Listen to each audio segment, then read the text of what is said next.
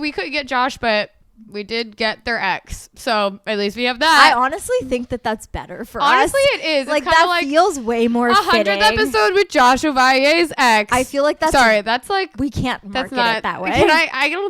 I don't know. I guess we'll ask them. We can't market it that way, but I do feel like it's very telling. Oh my God, wait. What if Josh dies after this?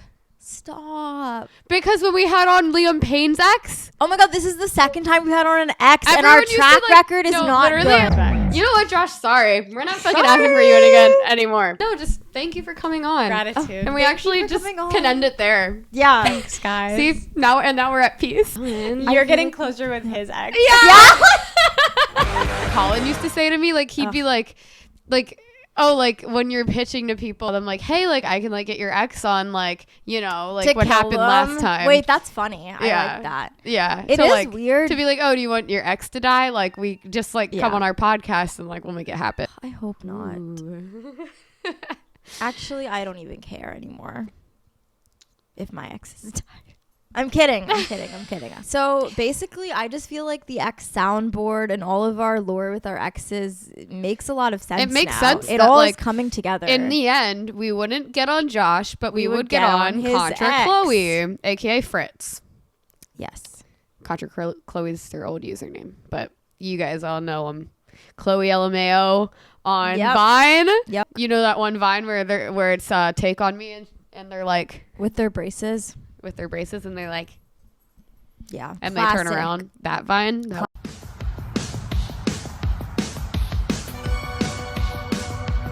Classic Vine. You know that, don't you?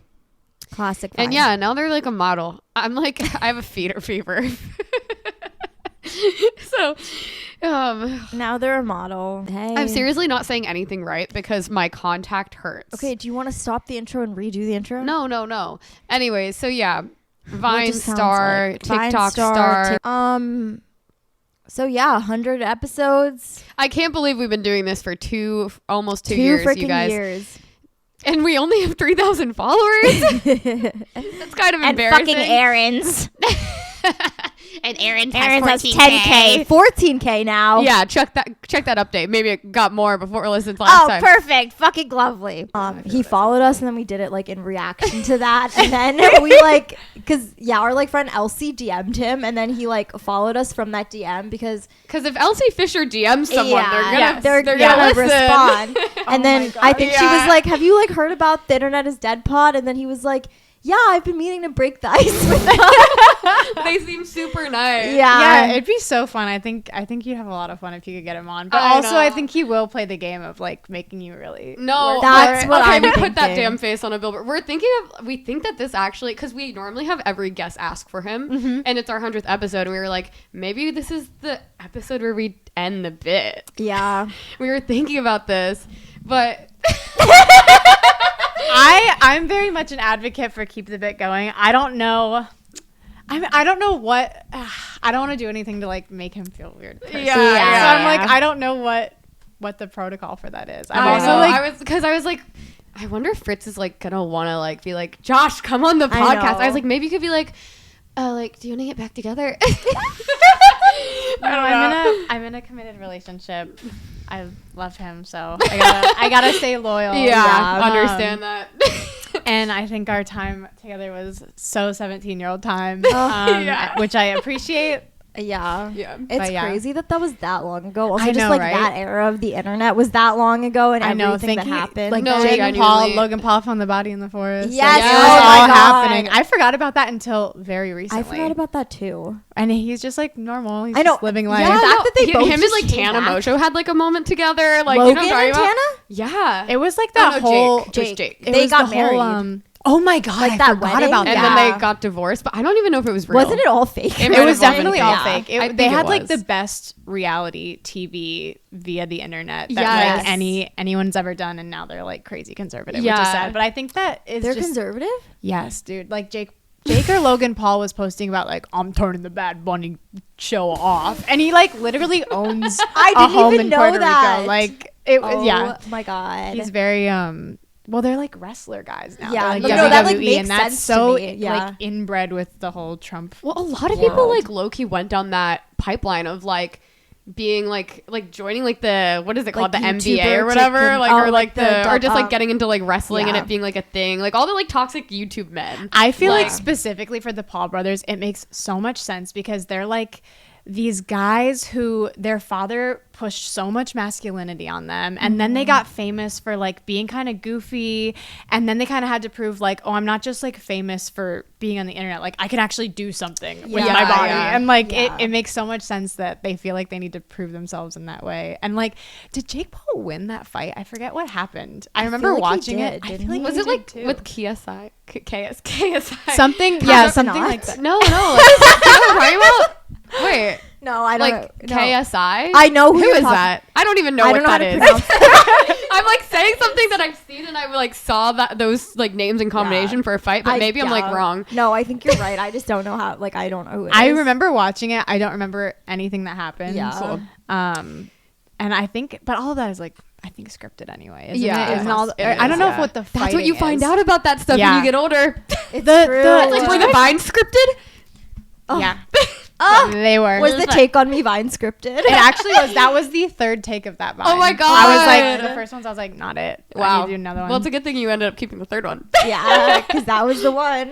Yeah, that era was like insane. I was like so excited that you wanted to come on because like I feel like I've been dying to talk about that. I've honestly like watched you for a long time. Just like I knew about you during Vine and like TikTok and stuff, and I feel like you've had so many different eras. Yes, I've lived 1 billion lives. Yeah, and it's funny because I was saying this to Samira because we were just like talking about you before you came, and I was like, I feel like you kind of like went with the culture like every single time. Like you've like really like like kept on it. You know what I mean? Because I was saying I was like, I feel like I definitely had some flop eras, some fall off flop eras. I feel like the like Vine culture was so prevalent, and then like you went to TikTok at the exact time that it was like really prevalent, and then kind of like the fashion like modeling stuff. Like also I feel like now that's like I see so many old like Vine like TikTok people like doing that. Oh now. yeah, Quen is like the prime example of like Vine to like insane supermodel, beautiful, gorgeous. Yeah, I love it. Yeah, it's so fun to see also and be like, I know where you started. Like we're all from the same place. It's fun. Yeah. But yeah, I don't know that I've ever actually talked about it on anything professional before, so this is really fun. Thanks so for having me. excited. I'm honored that like this is the first time Of probably. course. No, Elena recommended you guys. I love Elena, trust her to death. So. No, we love so Elena. much. I'm like I feel like we're very thankful to have met her in this city because we've only been here for like we moved in June. Where did you move from? Coming up from Philly. Oh, whoa, cool. Yeah. So also cold. Is it colder in Philly than it is in New York? I think it's cold. I think it's colder in New York, but when we were just in Philly and it felt way colder. I think it was just a really cold day though. Is it anywhere near a lake? Because the only like reference I have for that is like Chicago's cold because it's by the lake. And I don't know if there's a Great Lake. Yeah, we have the Schuylkill River. No, I don't think That's so. Pennsylvanian Schuylkill. I know. Crazy. I know. But wait, also I have one other funny thing because I know you're about to like start ask a asking. question. Yeah. But this is really funny. But my like second ex-boyfriend who was really like into like Emma Chamberlain and stuff, one day like texted me and was like, you should have like contrachloe on your podcast. Was this while you guys were dating? Yeah, we had been broken up, and I know he was like trying to get in with me, and he was like using you as a way to like try to get in with me. I think I love that. Which is like hilarious. Like the fact that he like knows who you are. Like I know it's like, so interesting. Like when like yeah. you're like when boyfriends know that stuff. Yeah. Especially I think in Philly because it's like they're not as tapped into that stuff. Well, I'm always so interested in like who knows me, and it's like a very weird wide breadth of people because I've done so many different things. Like a lot of guys know me as the Chicago Grip Reaper. That is a meme that went about in like what is TikTok. that? What is that? Oh my gosh, you guys. Oh my god, wait, I don't know. I have to readjust. So I made a video on TikTok, like some weird like cringe video of like me when I had like short blonde hair and I'm sitting in front of my apartment and I'm just like talking weird. I'm literally like, wait, I think I hey guys, whatever. You can find it and add it in if you need to. But I didn't say like Chicago Grip Reaper or anything like that. But then it got reposted like 2 years later after I had posted it, and like that was like the meme that someone had attached to it. I don't know where it comes from other than like obviously Grip Reaper referring to my body. Yay. And I like mentioned I was in Chicago in the video, and so that's why they said what that. were you saying in the video? I say, hey, does anyone want to come over to my house? And Oh, I forgot. You can't come to my house because no one can ever come to my house because I live in a middle place between world and time. I'm just kidding, guys. I live in the old city of Chicago.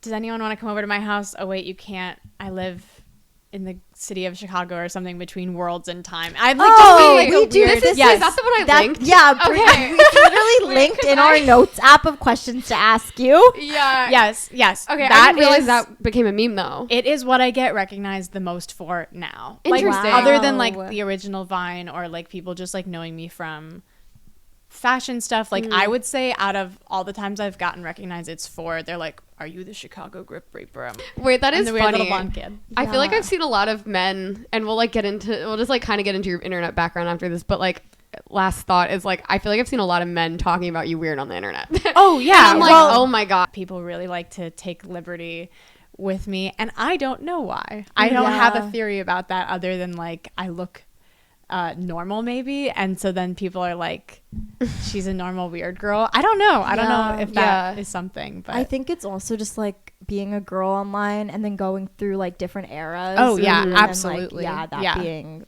the thing that people focus on. But yeah, I wanted to ask, because I know you grew up in Chicago, like, but also like kind of like what areas of the internet did you grow up on, and like what was your online background like before you started like being online? Yeah, like pre-Vine, so I had a Super Hulakian Tumblr when yes. I Of was course, 11. Actually, I want to say before, not 11.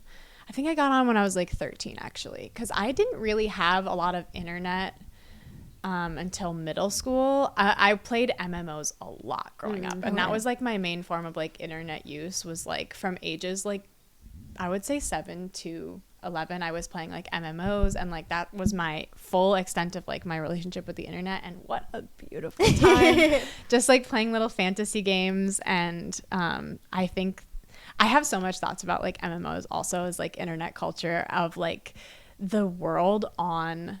Also, sorry how many likes you're gonna have to like we cut do out it of. so It's so fucking bad. I We can still hear aren't it good at happening, and like when I can't hear it happening, I know it's a lot. It's, so. yeah, don't it's worry. been 2 years of us doing this, and I feel We like it still haven't hasn't gotten changed it any at all. better. Yeah. But I feel like MMOs are so interesting because there's like this anonymity aspect of it. And also the ability to like create an avatar, so you can kind of be whoever you want.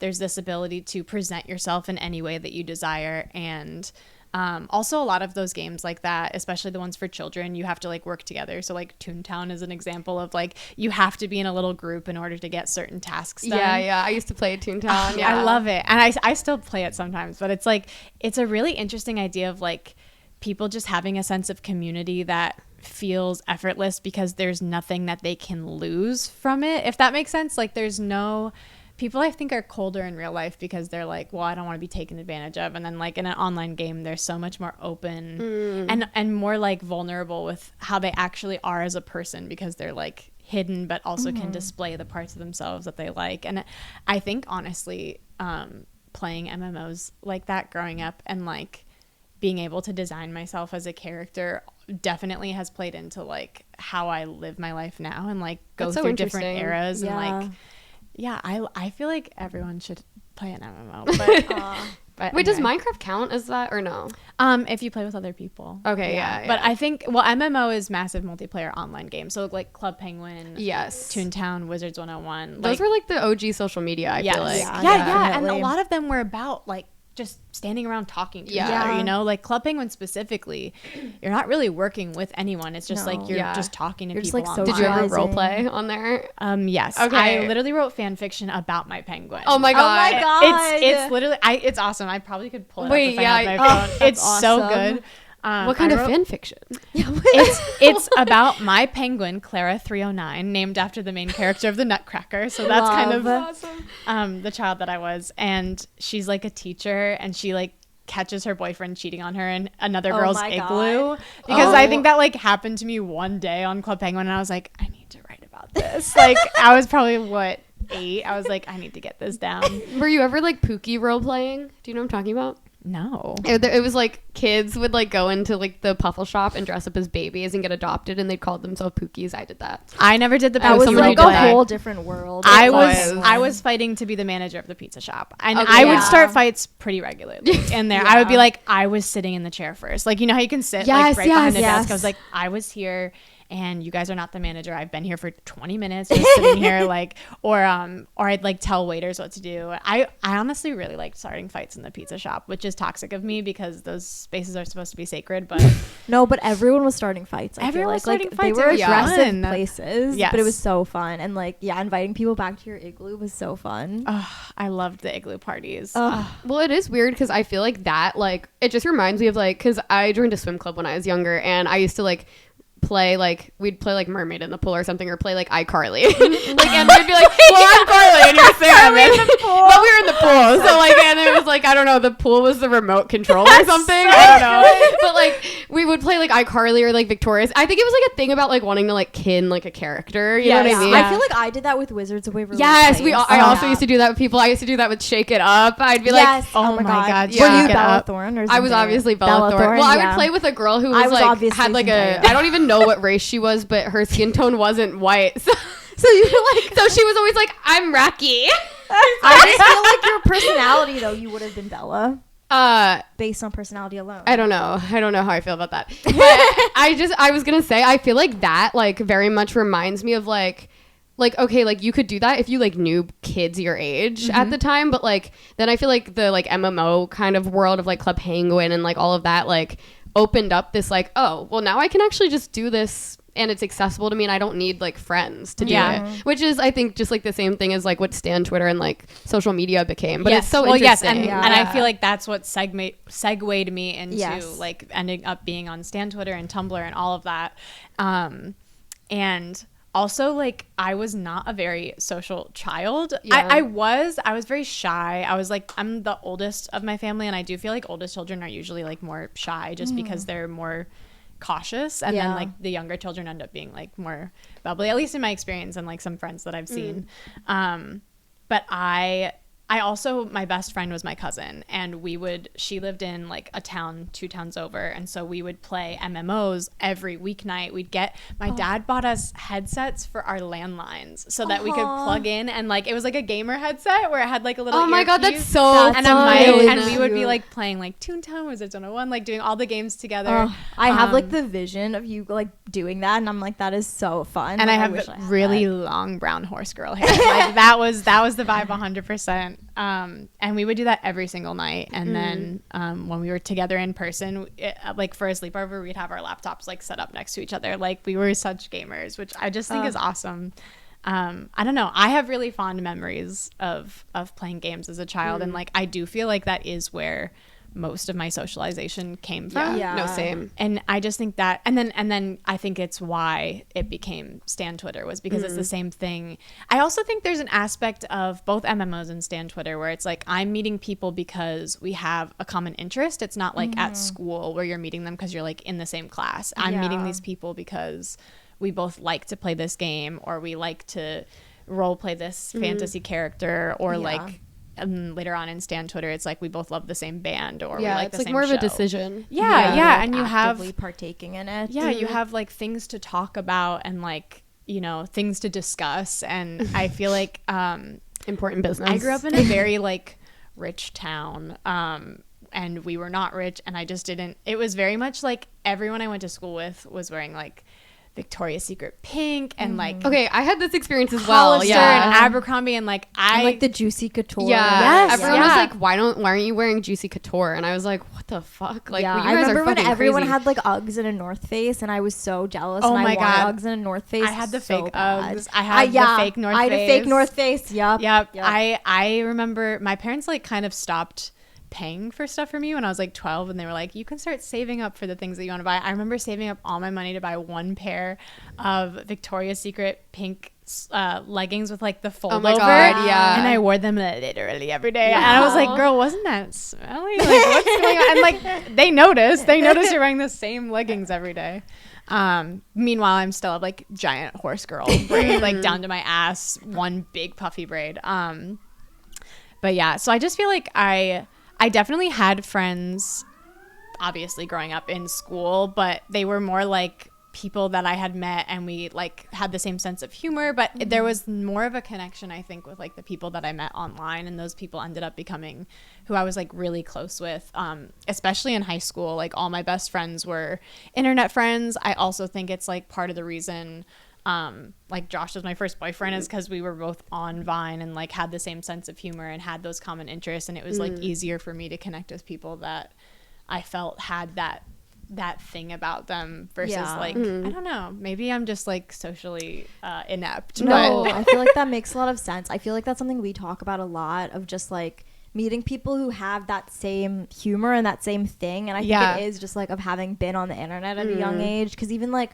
our first friend group in college, I feel like that was kind of the connecting thing, was that everyone had the same mindset in a way. And they were all on the internet in a way like other people weren't. Yeah, exactly. And like everyone had the same humor and like just like understood things in a way that I feel like other people didn't. Especially like growing up, it sounds like you grew up in a similar situation of like a suburban school or whatever, where it's like not everyone is super online, so it felt like a different thing. I mean, actually, and the way that I met my like friend group that became like my solid friend group in middle school was because of there was a girl in the friend group who had a Tumblr, and we literally did the thing from Tumblr where it's like, I like your shoelaces, thanks, I stole them from the president. And then we were like, okay, locked in.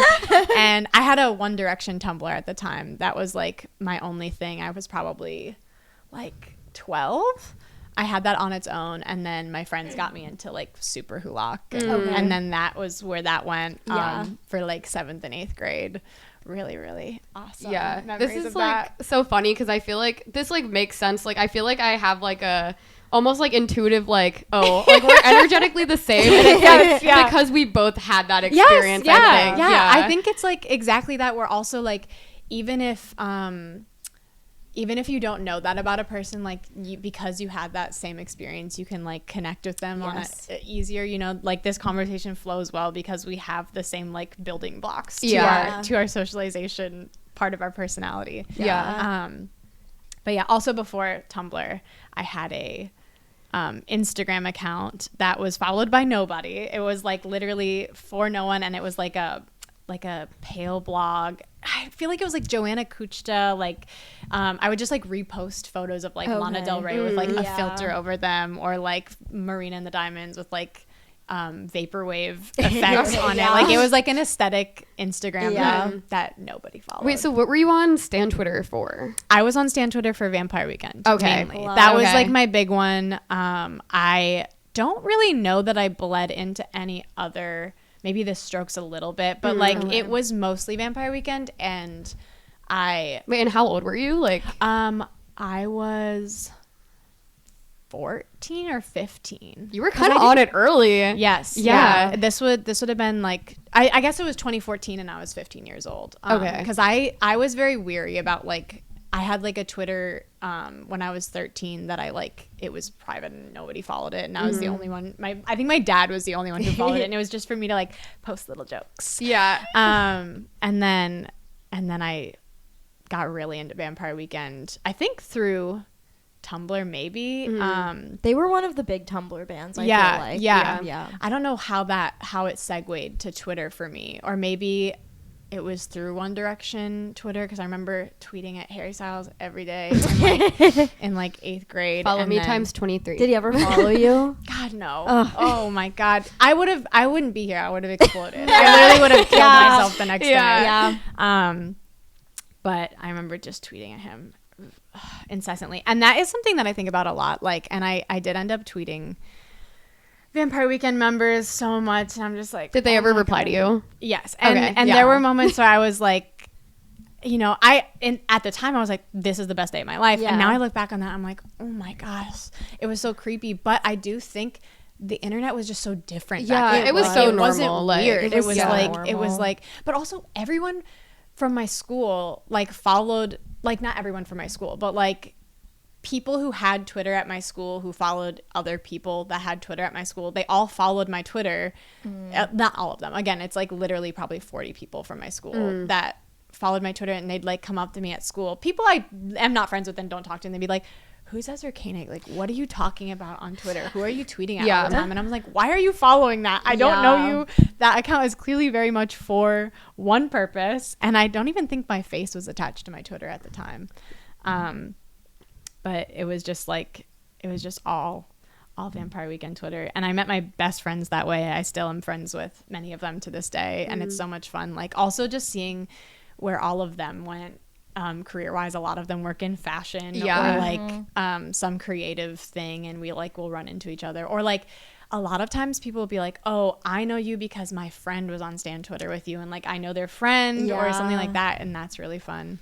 That is really cool. Yeah, I feel like that was like a lot of the like pipeline for like the old like YouTube like Vine people, or like even just like anyone who's like just like someone really like famous now. Like a lot of those people were just like on Stan Twitter or were like just like in those like communities online, which is really interesting. I was also gonna like say I thought that like what you said about just like the like meeting people and like even just like the dating aspect, because I remember a lot of like my early like crushes were like cultivated through like just like playing like Minecraft with a guy who I knew, and it would like make it like I feel like I like couldn't like someone if I didn't like kind of translate our relationship like to this like comfortable space that I like knew how to interact on through the internet, which is really interesting. Yeah, for sure. I mean, I don't really know. I mean, I didn't have any relationships in elementary school. Well, I hope so. Like middle or high school. I had like one boyfriend in 6th grade, but we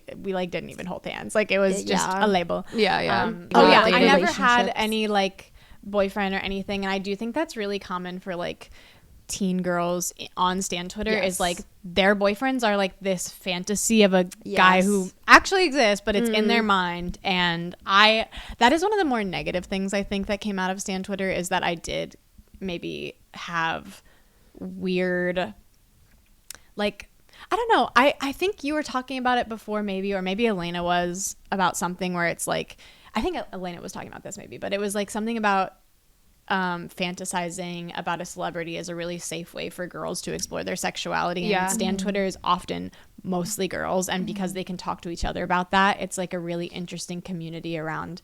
We can have open dialogues about these feelings that we're having, and it's not scary, and it's also safe. We're not like experimenting in real life where there are potential dangers, and like I think that is a really great part of it. The thing that I think was maybe damaging was like the relationship that you make up in your mind is perfect, and it never ever will exist. And then you have standards for the people in your real life that you end up meeting or dating or casually hooking up with, and you apply those standards or like those expectations that maybe come from movies or books or TV, and when it doesn't pan out, it can be really devastating in a way that people who are just like dating other people might not experience, because they're like, oh yeah, that's real life, that's how it goes. And like I do think there was maybe unrealistic expectations set up for me from being on Stan Twitter or whatever, that when I started dating, I was like, oh whoa, this is really shocking, or like just very different from what I expected. But yeah, I mean, that's you're daydreaming, right? It's like, of course you're gonna make it the perfect thing. I also wrote a lot of fan fiction. Yes, and I feel like Wattpad was like the place where you could safely explore like a lot of those fantasies and stuff, but then also like I would like literally just stay up until 4 a.m. reading these fan fictions about these like men that I fantasized, and then not dating, and then having all these expectations in my head about them. Yeah, and then when you do start dating, it's like, oh, people aren't a character, and also you can't manipulate people into those roles, you know. It's and so like, even though maybe your fantasy moves from a guy that is in a band or in a show onto a guy at your school, and then are you fantasizing ethically about him? And obviously I think you know, you can do whatever you want in your own head, but like, do you then treat that person in a fair way when you're experiencing a real relationship with them, or are you treating them like an idea of them, you know? And I do think also like specifically internet people that I've talked to have this issue with dating specifically, where like if they're on like apps and stuff, people will meet them thinking, oh, you're this character that I've seen you play online, like this. Because I think the other thing that people don't realize is that as much as you can be yourself online, like Emma Chamberlain is a great example. She's very authentic and that's what she's known for.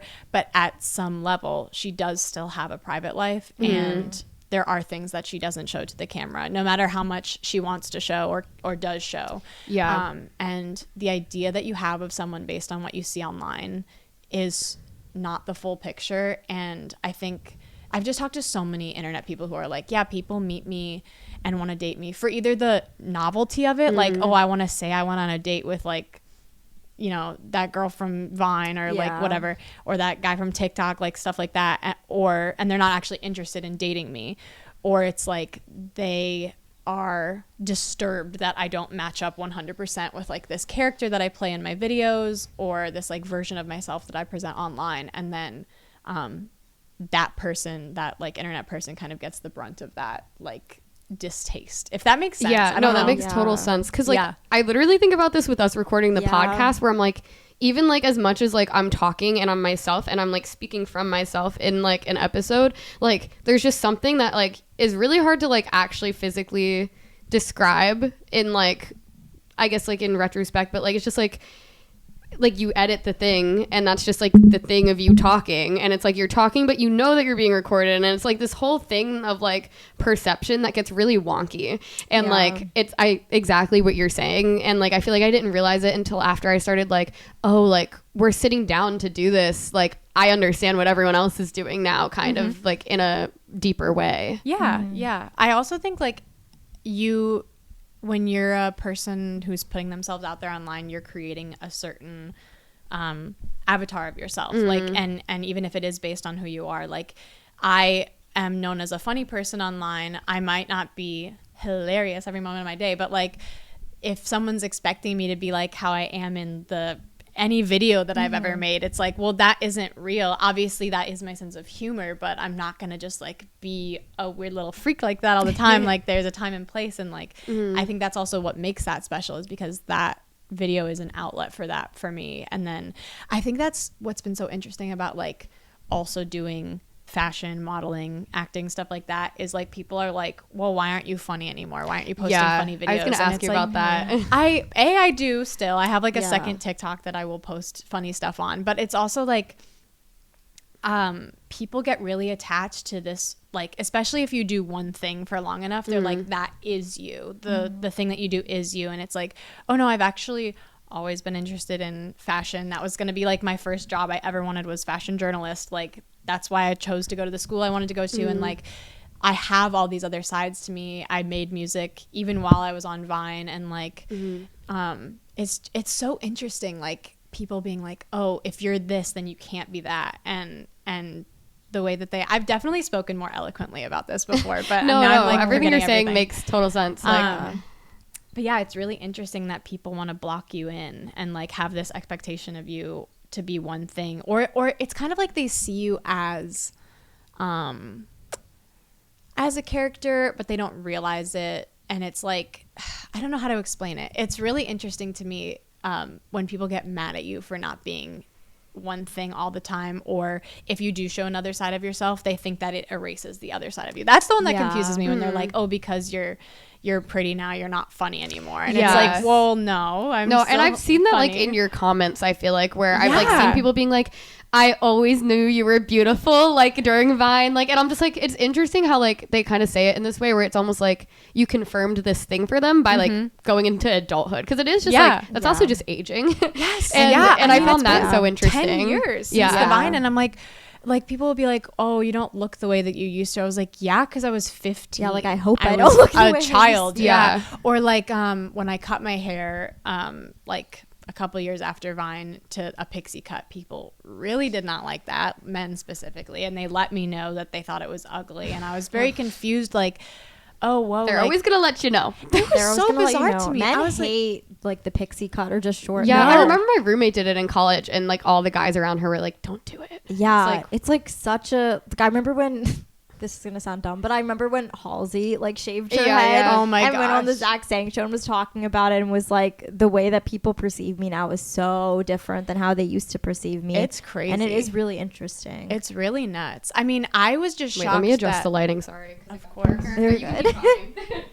I was mostly shocked that people felt so comfortable like saying I just like, even being online, and like, I understand that people are going to be saying all of their opinions. I will also say the internet didn't used to be like that. Yeah. When Vine was around, it was like you would get 1 to 2 hate comments on every video, and then it was mostly positive, because back then, like, if people didn't like it, they would just scroll. They weren't like, and they also maybe felt more seen. I don't even know what it is. I've never in my life, I mean, I've had, save for a couple of times as a teenager, like, I've never been like, I need to say a mean thing on this video that I don't. I had one experience actually where I did make like a mean tweet about something, and the way that okay, do you guys remember, I don't remember her name, Melissa something. She used to make like avant-garde TikToks, and I should probably actually find her name if we're gonna talk about it, but she made like avant-garde TikToks. She had like dark hair, and her TikToks were kind of like this, where she was really weird and quiet and like strange, but they were like comedy videos that were blowing up. Wait, was it like she had like long dark hair? Yes. Oh, I literally met her at a bar in New York recently. Wait. Do you know who I'm talking? I think if that's the person. Was you're I talking there? about. Is her name like Melissa? I think it's something else. Do you know who I'm talking about? Because I was like, wait, I know her from TikTok. I do know who and I have the like memory tapped of you, and I was doing like, this. she's from TikTok. Did you go up to and I her? talked to her, and then she like didn't really want to talk to me, and I was like, okay, sorry. But I don't know what her name is. Wait, she's like not on the internet anymore, right? She like has kind of. think I so. like feel like I know. She's friends with like Andres and Nick. It was at the Blenny's thing. Oh yes, Do you know what her name was? yes. She did not want to talk to us. Yeah, she did not like. Yeah, us. I like started a conversation because I was like, oh my god, your TikToks were like very impactful. Yes. And then she was like, thank you, and then that was the conversation. Yeah, I forget her name. I feel like I have to find her name. Like she was kind of like to honor her. She was kind of like, yeah. She had really big eyes. Yeah, we're talking about the same Did person. a lot Yeah. of this Yes. kind of stuff. Yes. Yeah. And it was like back in And like she's kind of like cunty. I don't remember exactly. Well, I just remember these videos were going viral. They were like absurd comedy, and I'm like 90% sure we're talking I about the didn't same really girl. get it.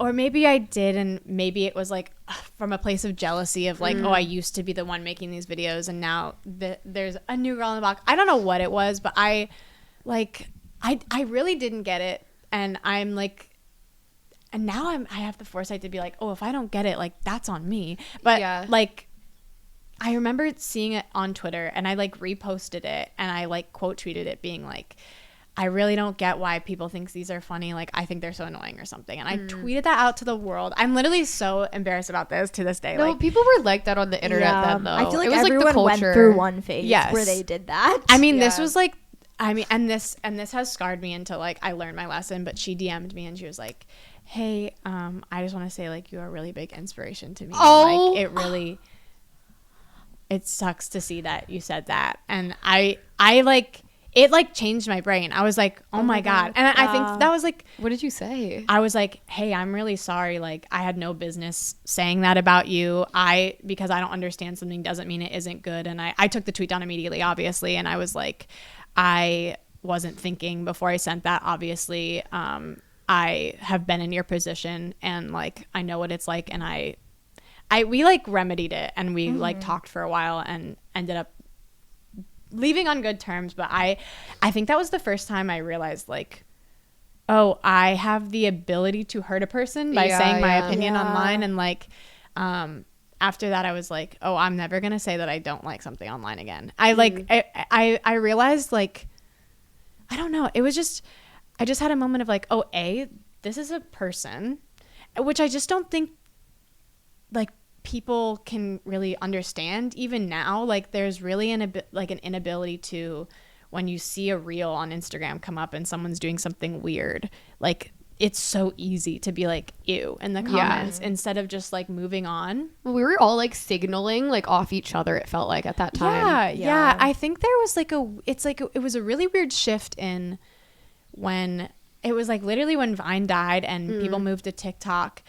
There was just this weird understanding the internet had just changed. Like hatred became, and maybe it's like also reflecting politics, but like hatred became acceptable, and then it became funny. It became like the thing. And I remember cringe humor like shot up in 2017, and it was no longer people who were being clowns and like putting themselves out there to be made fun of. Like I always made videos to be laughed at. Like I was making a comedy video where I was being embarrassing so that people would laugh at me. Like that was the intention of the video.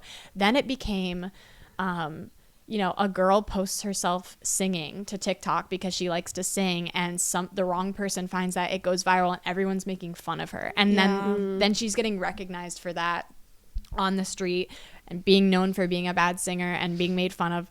And that is the reason. I mean, still to this day, there are so many people that are widely followed on Instagram, TikTok, Twitter, because people think that they are funny, not because they are trying to be funny, but because what they do isn't good enough. Like they were trying to be sincere, and then people found it. And I'm trying to think of a good example. Well, obviously, I wouldn't want to say that because I don't want that person to be like, oh, you think I'm mad. But like, there's a lot of like literally autistic people people posting videos on Instagram and people being like, this dude's hilarious, and like and the reason that they think it's funny isn't because of the joke that person is telling, it's because of the way that they're telling it or the way that they are. It is scary. We like entered hell. We have. I actually am like, after that Files came out, I'm like, oh, this is hell. This is the hell plane. Yeah. Dude, the Files, I literally was having like, oh my God, I was in psychosis. She was doing night. this last night. I was too. Oh my God. I literally had last night. Not last night. Okay. It was when the first like the new drop came out. I hadn't read any of it, and my boyfriend was like sick, and he was like,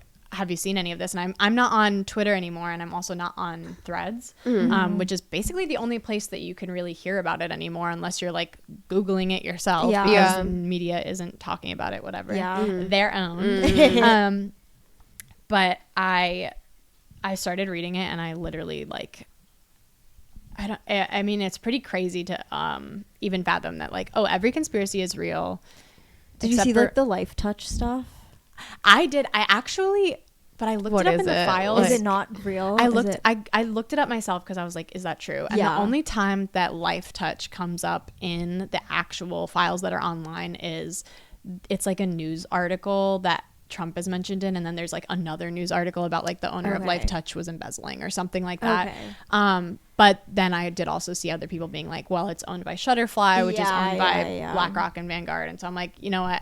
Like, I don't know enough. Anything is possible. It's I'm like really tapped out of this right now, guys. It's like the school photo like Life Touch, like the company that would come to take school photos every year. It's like basically like I don't know like all the details, but like they had like some connection to Epstein, so like they like saved every like kid's photo, so it's like in this huge database where like every kid's photo is in that, and it was like essentially used as like a shopping list, is like what they were saying. Ew. It is like, that is what people are saying on TikTok, and I will say there are I didn't see it theories on the thing, but I wouldn't be surprised. Like that's where I'm at, where I'm like, I'm so terrified of spreading misinformation, because I think misinformation is the tool that these people use to keep us confused, disoriented, and distracted from what's real. And it's almost impossible now for there to not be that like everywhere all the time. I mean, he freaking literally funded AI for the purpose of, now you can't tell what's real and what's not. And like I've seen so many people even like with screenshots of the Epstein files being like, that's clearly AI, look at all the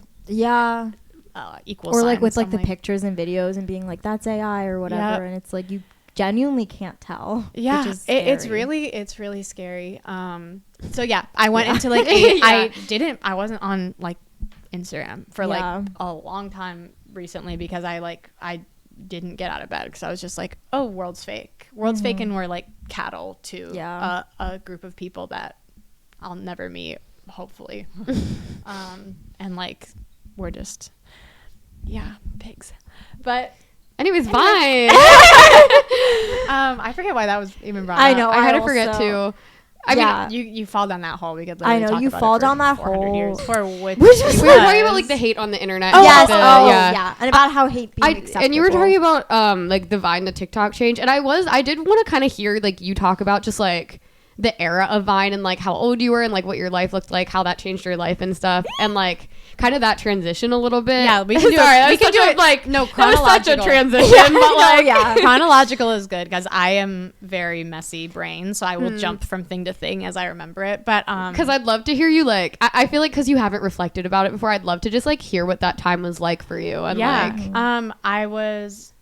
it was like the end of junior year in high school, I think, and I was on Vine because I liked watching Vines, and I think it was like Enya posting or something where I was like, oh my god, she's my age, like I want to post too. And so like I posted a couple, like I think it was like 3 Vines that were just like silly, people at my school liked them, and then I made the one of the turnaround, and that was like it. Was that the first viral one that you had? Mm-hmm. Whoa, it was like my first viral video ever, and it was like my 4th Vine also. Whoa, like ever. Like it was very crazy. Fresh, and it was in the summer. I remember, I think it was like the 1st of July or something, because then on the 4th of July it hit like 1 million views, and I was kind of just like, whoa, what the heck? Because again, I've never had experienced anything like that, and I was very much like an internet kid, so I was so excited about it. I think it was Kylie Jenner reposted it. Oh my god, you could like re-Vine back then. And I don't know how the algorithm on Vine worked, because it wasn't like how algorithms are now where it's like you're getting fed stuff that they think you would like, because I also think there weren't that many users on Vine. So it was very much like there was a home page where it was like the people that you followed, and then there was like a popular page where it's like this is what everyone else on Vine is watching. You could see people's likes or something too. I feel like I saw people's likes through that for sure. Because I was like, if someone was funny, I was like, oh well, whatever they like is probably also funny. Yeah, I think I also would go through like people's following too if I thought they were funny. But yeah, it was like the 4th Vine I ever made. And then, Kylie Jenner revined it somewhere in the early stages, and that's what like made it blow up. And I started getting recognized. I started getting like people at school being like, dude, you're so funny. Like people I've never talked to. I was like, oh my gosh, what the heck? So everyone at school was like supportive like of it. Because I feel like this was during the time where like I feel like some people at schools were like, oh, like you're posting online, that's weird. And it definitely was like that, and I felt that about myself. But then it was kind of a nice surprise. There were like these kids at school that I was like kind of friends with who I thought were really cool, and like I was like, I'm not gonna bother you guys, like I'm so weird.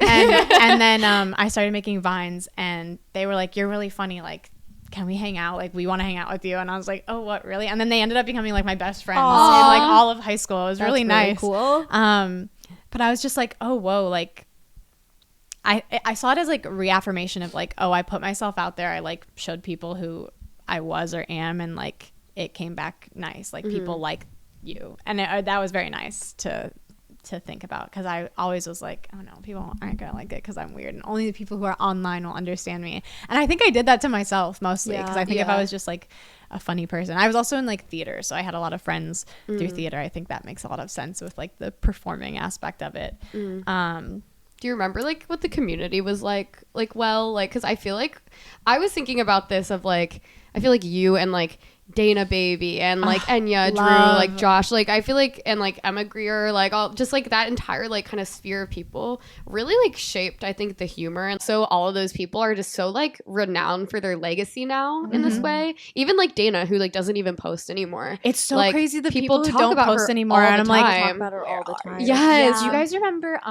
Nut was her name on Vine, and she was like she had little nose ring freckles. She did the one, I love this Vine where she's like, oh my gosh, where are your pants from? And she's like, oh, I don't know. And then she's like, oh, let me look. And she's like, your finger's in my butthole. But she just had like this really like people would compare her as like the girl Nick Coletti was what they would say, but she's like not online at all. I follow her on Instagram, and she like posted something to her story the other day, and I was like, oh my gosh, you're still alive and you're still so hot. And I was like, it's crazy. And it's just like, that was a part of your life, and now you have a completely different life. It's so interesting to me, like what people stayed and what people didn't.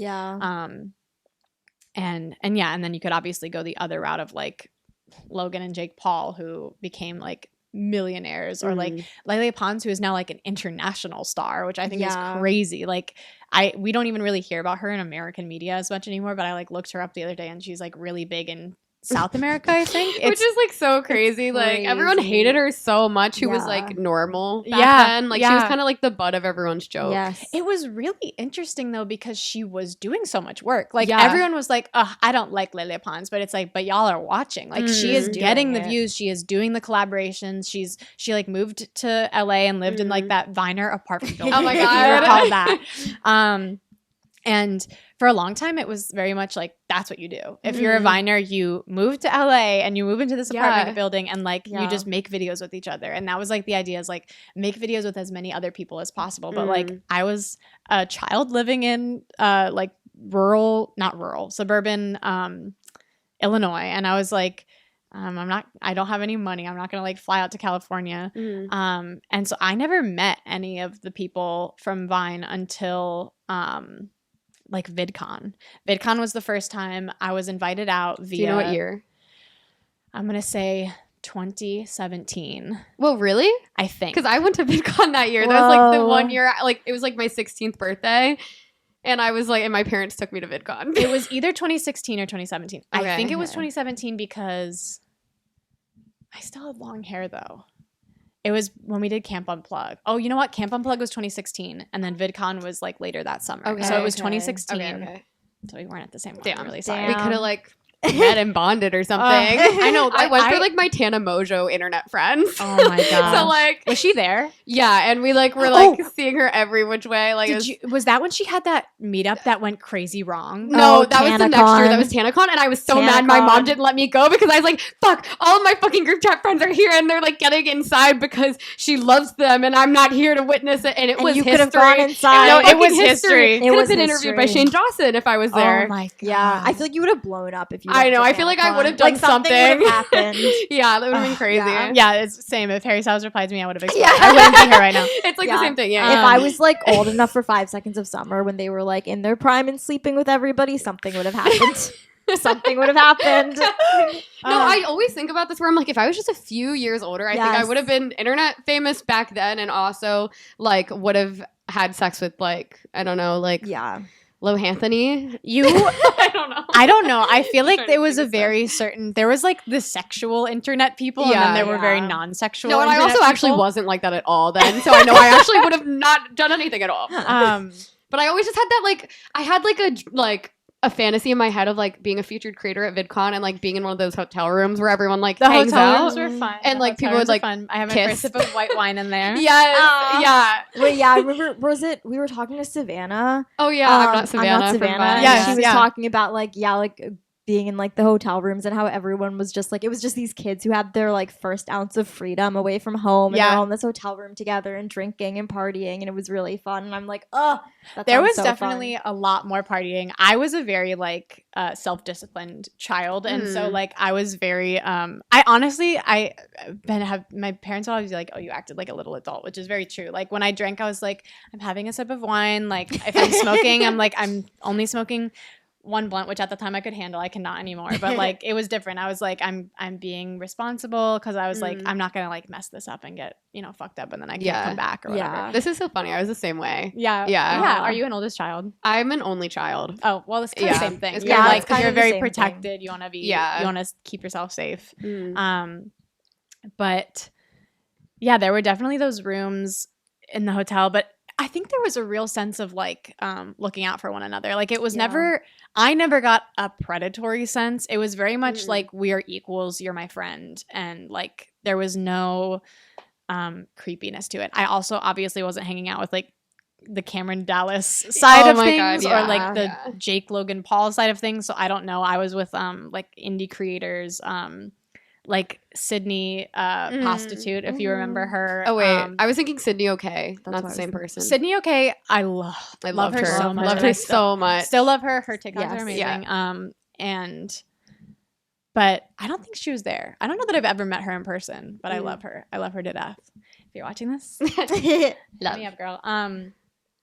I don't know where she's at now, but I still follow her. I see her posting on Instagram still. Yeah, her outfits are so cute. Like I she know went full Harajuku for a second, cute. like Raver Girl, which like I totally respect as a Raver Girl myself. So I love to see it. But yeah, I went to VidCon in 2016. That was like the first time I met people. That was actually where I met Josh and Lucas and bunch of other people. We did Camp Unplugged right before that. So that's when I met everyone who was in Camp Unplugged, so like Cody Code, Drew Gooden. Oh my god.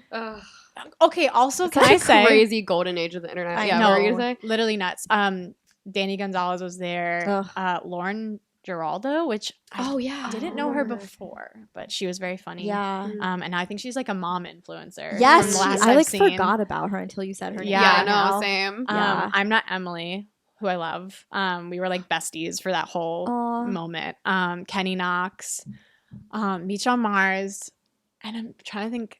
Angelo was there. Chris Melberger, Aaron Tuning, Meow Monster. I'm literally like, yeah. I actually just watched Camp Unplugged for like the first time in 10 years. Wait, what was it? Because I feel like I wasn't like tapped into it at the time. You don't need to tap in at any I feel like I point. needed. I Well, feel like was I it like need to press step play in. vibes? Like, It was. Did you ever do press play also? No, I didn't do press play. Okay. Press play, I heard, was more predatory, or at least like managerially predatory. Like they were like financially taking advantage of people. Yeah. I was so grateful and lucky to have been working with Karen Spencer, who was the like creative manager.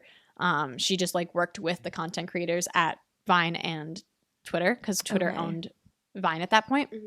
And she was like so incredible, made sure we were all getting paid, made sure we had accommodations, made sure our families had accommodations if we were underage, like had my parents and sister out there, made sure that we were taken care of, but also like wasn't, overbearing, like really let us have fun. And like I'm really, really grateful that was my introduction to like internet work. Yeah. Because I think it gave me a good basis of like standards.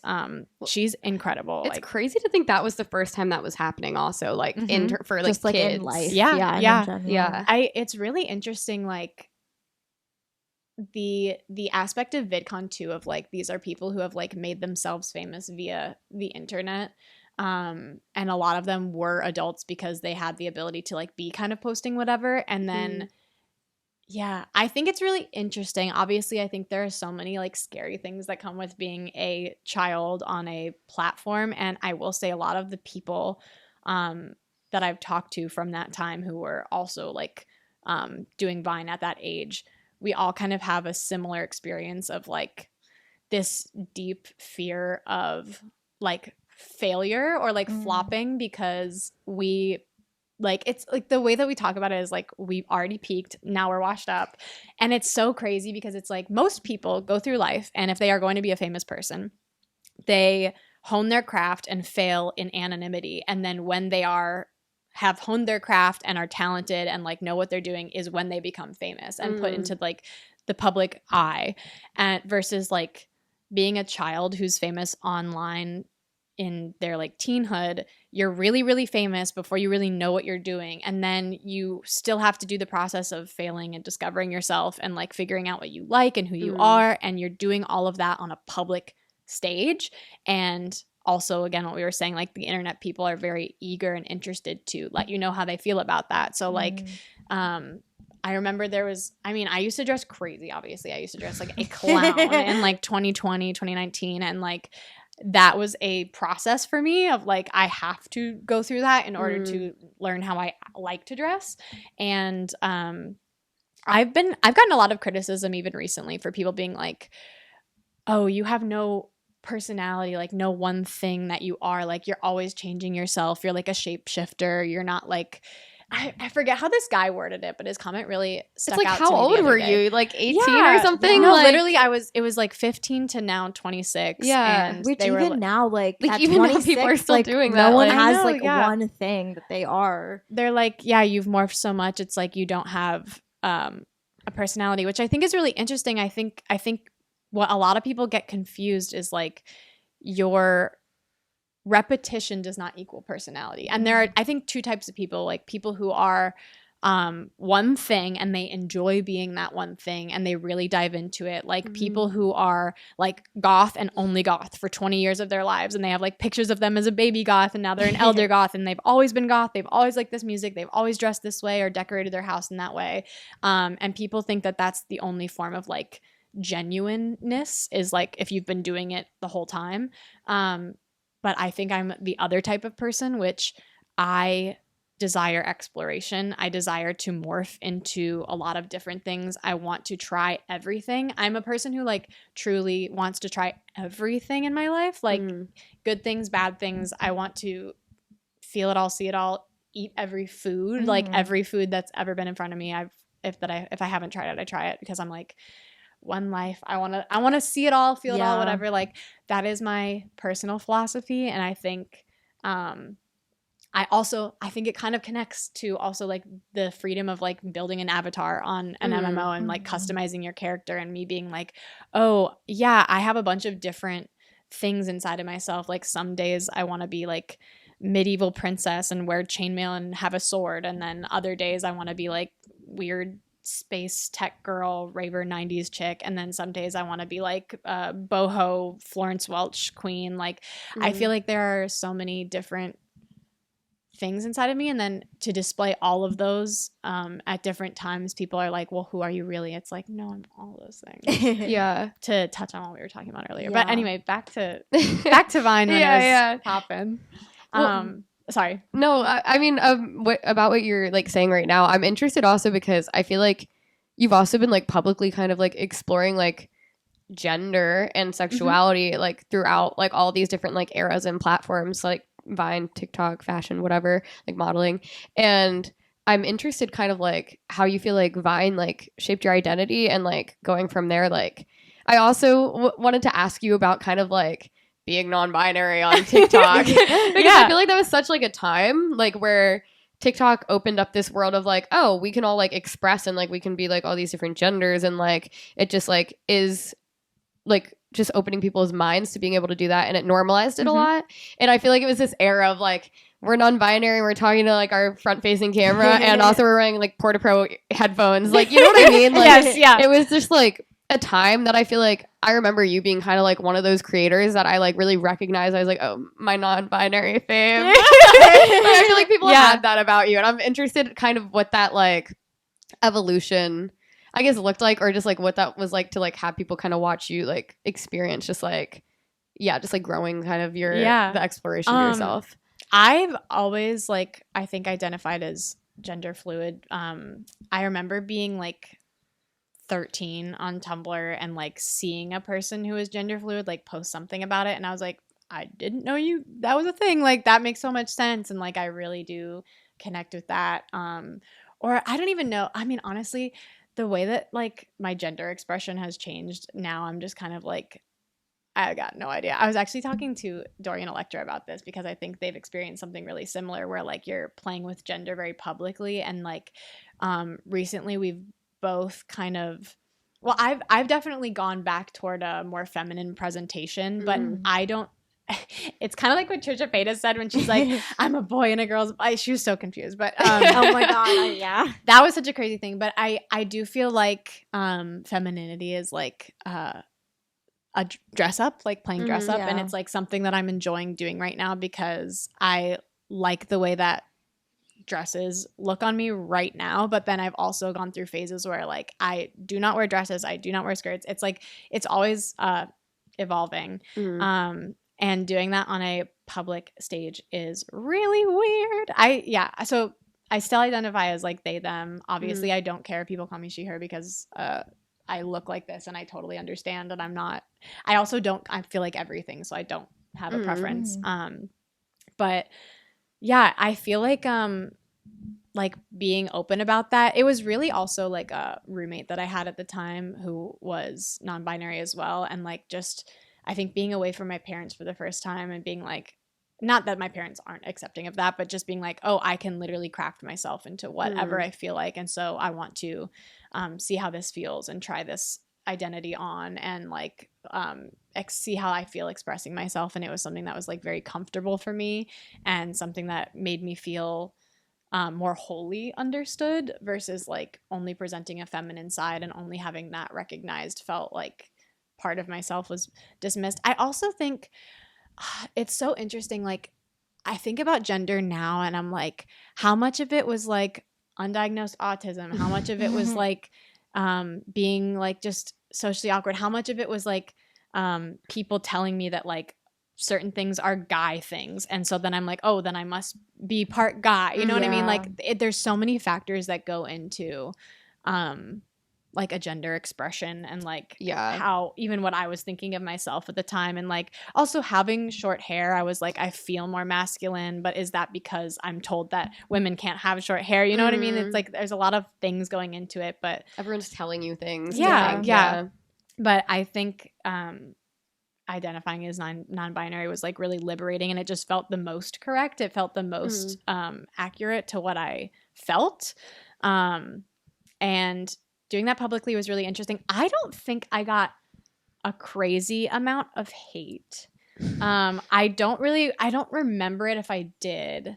Obviously I did at some point. Like I remember like people were really mean about like my appearance, but I also was dressing kind of crazy. Like non-binary doesn't equal like dressing crazy. Like I was doing that on my own. That's kind of the like joke I feel like people have now though, is like joke, non-binary person be like, and then it's like crazy outfit. Oh yeah. I experienced this a lot when I started blue hair. Like I don't know. Yeah. Yes. It's like tank top, pixie cut, like dickies that are low rise with like a chain wallet. You know what I mean? And then like knee-high boots. Yes. Yeah. Combat boots, the whole thing. Well, it's really, it's very interesting. I started doing a commercial work when I moved to LA, and I signed with an agency, and I was like, I'm non-binary. And so they were submitting me for non-binary roles. I did not book a single non-binary role because what they wanted was buzzed head,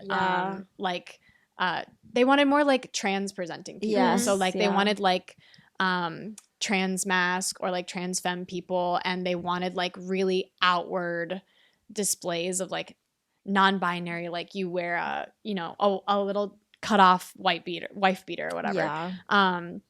And because I didn't present that way, I never got cast for anything, and I would always get cast because I literally think it's like my hair. I had long hair, and like people were just like, well, you don't look non-binary, so there's that's like an interesting thing. Like, have you seen the like Sex and the City revival and just like that? It's like Che Diaz and that's like that is exactly the what they wanted. That damn show drives me fucking crazy. By the way, I haven't got into the revival yet because I finished the first Sex and the City, and I said I need a damn break. I need a damn break. Like watch it recently? I watched it for the first time like a year ago, I think, and I was like, holy crap. And then also like every clip that I see of the revival, I'm like, so bad. I do think I need to see the one where they take a vacation and they go somewhere. The second movie, and they're like racist and stuff.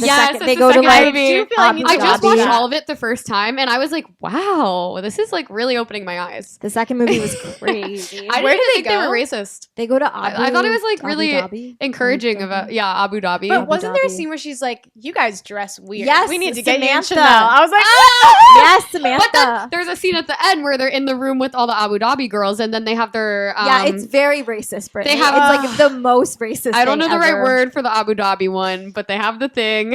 That's so crazy. Also, like how they take it off changed. and they're wearing Chanel underneath their like attire. Yes, that's the clip I've seen where I'm just like, and they're like, you're just like me. Yeah, like, and then they like leave all the men, or like it's like a psycho. No, I thought it was like really encouraging and heartfelt because it was like, wow, we're all just girls. Yeah, it's insane what accounts for like inspirational media back in the day. I was just watching that like documentary on the plane on Netflix about The Biggest Loser. Oh and my they god, were like, my sister loves those. Like she like loves them. I'm literally addicted. I'm like I'm shows. in the airplane terminal. I'm like download. I'm like, all right, I'm hitting all these. The one I watched before that was like about a baby murderer, but she was innocent. It was so crazy. God. But yeah, it was like talking about how like back then this counted as inspirational, and you watch it now and it's like they're making fun of fat people, and it's like really exploitative and really, really unhealthy behaviors that they're encouraging and like all this stuff. And it's just like, I mean, that was like what, 10 years ago? It's like just so crazy how, maybe 20, I guess, in the early 2000s. But it was just like so crazy how fast that stuff flips. No, and it's like wild. Even like from like Vine era to now, like the internet has changed so much in, I think, a bad way. I think it's just like more hateful in general, more excited to dogpile on people, and also just like, the misinformation spreading is really crazy, and like the excitement to destroy someone. The cancellation era, and I don't know, it's just like really crazy. Like I have a lot of personal thoughts about this you know, but it's just really interesting, the idea of like, I think for the first time we had a difference in accessibility to celebrity. Like it was always celebrities and royalty and then regular people. And these people were on TV and these people were at home watching their TV. And for the first time we had something in the middle where it's like, I watch these people on my phone, they're a celebrity, but I can meet them at the bar, but I can see them at, you know, the local AMC. Like I can run into them, or I can DM them on Twitter and they might respond to me, or I might like tweet at them or email them or something. Or like I could become them in a middle type of ground. Yeah. Or I could, match with them on Hinge. Like there was this accessibility to these celebrities. And I think it became like a power thing for people, where it was like, I'm jealous that these people had something that I could have but don't, versus like when you watch a celebrity, you're like, oh, Paris Hilton's rich, I don't have that money, I'm not gonna have that money, whatever. You don't really care about her. Obviously the tabloids were horrible, but it wasn't like, but that was also like world, like specifically paparazzi and like tabloid like journalists who that was like their goal, whereas now it's like everyone in real life is doing that. And I do wonder if like it's the tabloid engine that those people grew up in, like the Perez Hilton vibes that led them to this. But I feel like there was such a nice energy online, in the right places, at least in places where it was designed for fun. Like Vine was designed for fun. You're there to laugh, you're there to watch videos, you're there to share stuff with your friends. I mean, I think Vine was like a truly comedy only platform. It like, also didn't feel competitive to me in the same way that TikTok feels really competitive. Yeah, TikTok is really competitive. I think there's also so much media that goes on TikTok. I think like, you know, like content wise, like there's beauty, there's fashion, there's lifestyle, there's comedy, there's everything. There's, you know, literally everything. There's sports, whatever. Sports is the other thing. But Vine was like, you have 6 seconds and the goal is to like make your friends laugh. And I think that space was really sacred and precious, and like there wasn't really room to, I don't know, do something that wasn't that. And now I think, I don't know, but also like TikTok, you open it up and like almost every video is like someone exposing a business that they went to, or talking about a old friend that they had, an ex-friend, and it's like all like drama or like trauma dumping. And like I feel like that's what people are interested in, is like making their own lives reality now, and like in hopes of maybe like getting famous too, which is really interesting. And like I don't know, it's just so warped. I think the whole thing I was talking about was like power. I think people were interested in like tearing down people who had a lot of followers or views, and still are, just because there's like a moment of like taking back power from them. It's like, oh, this person is famous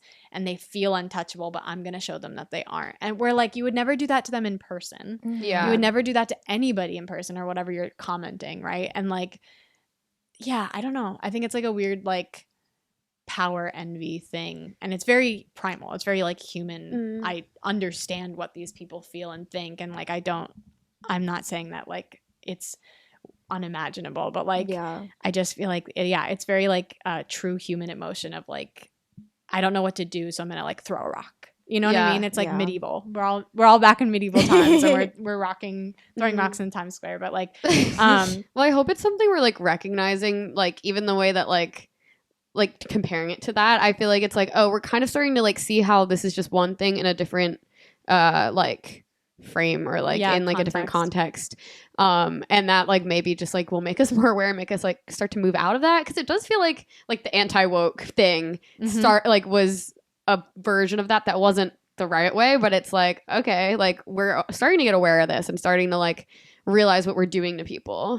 Well, it's also really interesting, I think before like cringe humor and all of that came about, like the general consensus online, or at least within liberal groups, was like rehabilitation, not incarceration. And yet the way we treat like people on the internet is very much like, if you do one thing I don't like, I don't want to ever see you again. And it's really interesting, and especially if someone's like made a career online, like, and then that gets taken away. I mean, I feel that way, where it's like I went to school for 1 year.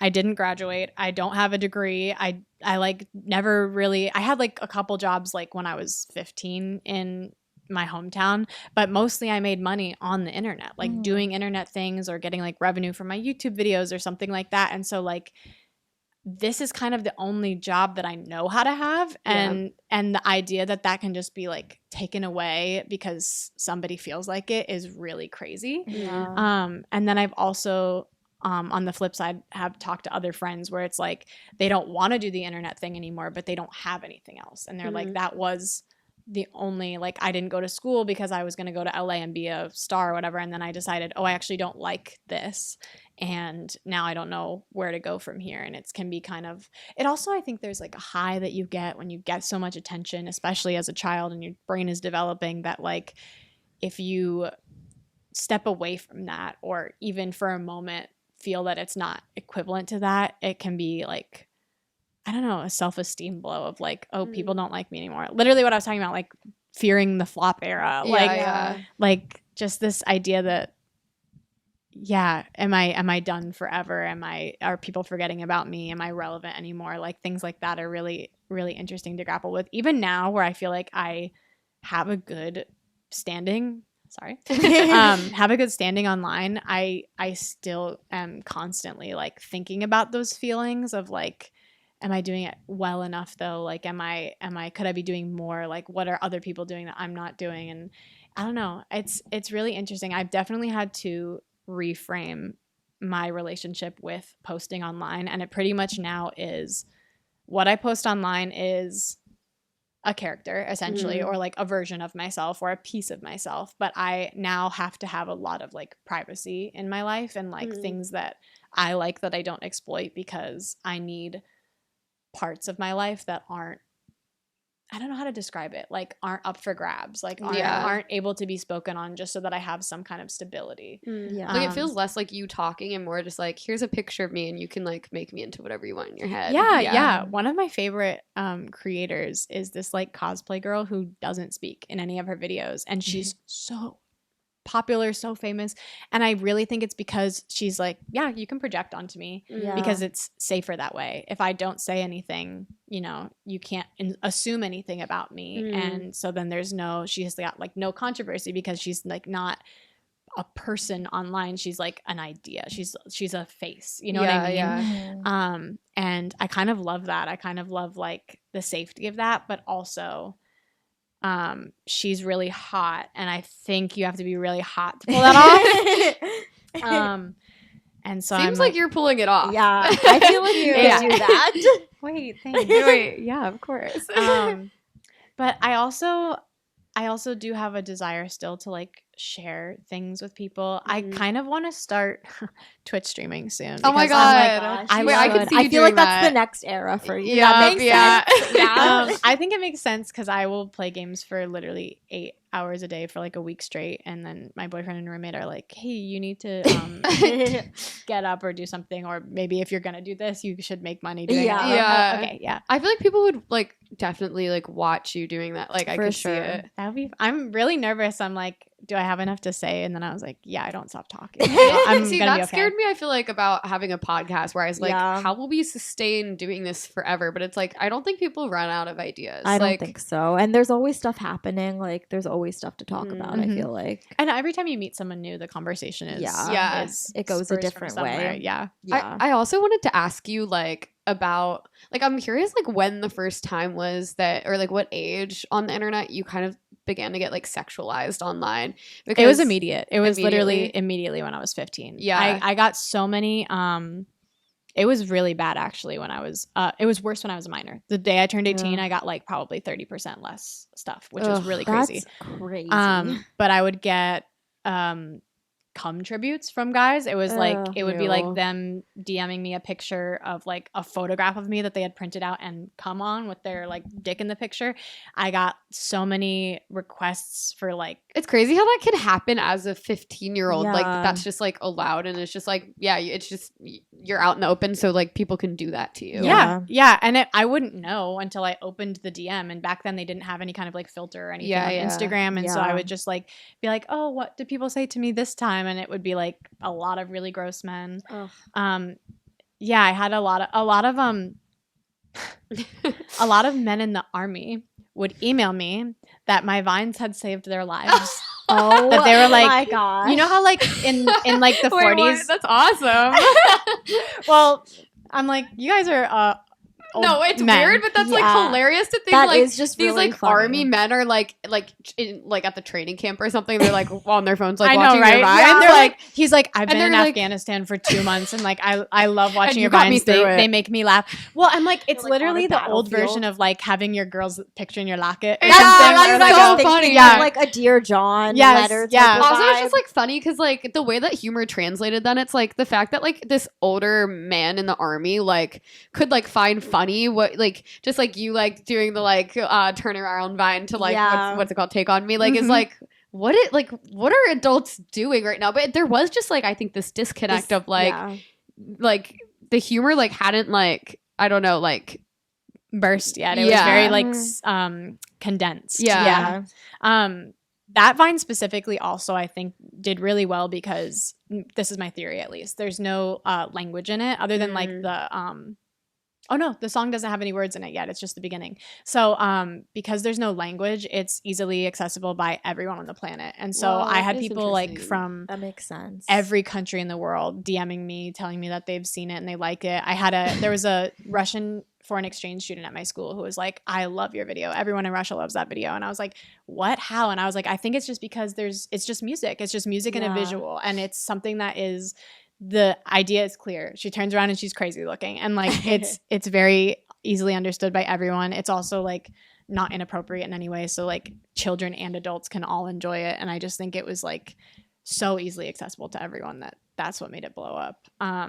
Even someone serving in Afghanistan. Even the army guys. I was always like, whoa. I mean, they would write me letters. It was specifically the army men would write me letters. That is wild. Ask me to go to their like military balls. Oh my God. Like, that's insane. And it's crazy because it's like no, that is like a real person doing that. Like, yeah, it's like it's not like a bot or something. Because I feel like when people used to get like those DMs where it was like, let me be your sugar daddy, like I would always like not see it as real. Like it would happen to me on Twitter just from like having a Stan account, and like I didn't see it as real. And I know that's like way less extent to whatever you were dealing with, but it's like interesting because it's like no, those were like real guys out there sending those messages. Now I think they're mostly bots because every time I open TikTok, there's 4 billion of them, and it's like the same AI guy every time. Which, by the way, you guys have some cool AI characters on your street coming up here. There was like a little like learning center.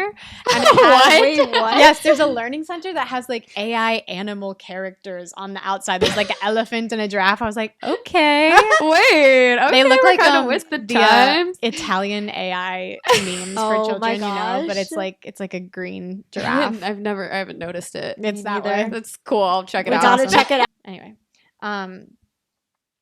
but like men online, if you are presenting as hot, then you must not be funny. If you are presenting as funny, then you can't be hot. And I think something interesting that I've seen now is a lot of female comedians are like trying to do both openly, and like I love that because I feel like there was such a thing of like if you're posting comedy, you only post comedy, and a lot of comedy like you can't always look gorgeous while you're doing comedy. Like a lot of times you have to really commit to like looking weird or looking funny, and like that's part of the bit, and you have to be able to like fully give yourself over to that to be funny. But then I don't know.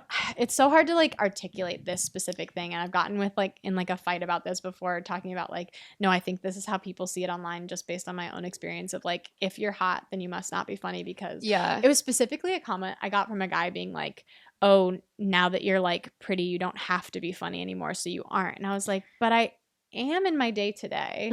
I'm just like not posting that anymore because I don't feel like it.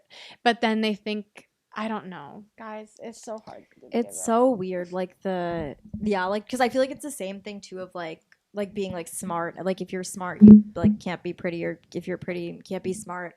Like I feel like that's a similar kind of trope, and it is really interesting like, I'm just like thinking about like getting comments like that from people being like, now you don't have to be funny anymore. And I'm like, what possesses you to like say that or think that even? It's so, people are just so judgmental also. Yeah. They have so many problems. And it is like the thing that you were saying about the accessibility thing. Like, I think that's really true. And I feel like that's a really good point. And I think that that is genuinely what it is. It's like, oh, I could just run into this person at a bar and like, this is someone who is no longer this person that's like Paris Hilton, like someone like so, you know, untouchable. Yeah. I kind of think worse people also just got on the internet. It makes me feel so sad because it's like the internet is just a different world now. Like it's really sad. It's like really trains people to seek failure or seek imperfection in other people and then to point it out in like a gotcha way. Yeah. Which I just feel like is so counterintuitive to, I mean, it's worked really well to create a political disarray. I think that is like literally the psyop of it is like, oh, if everyone hates each other, then no one realizes we can work together and care about each other and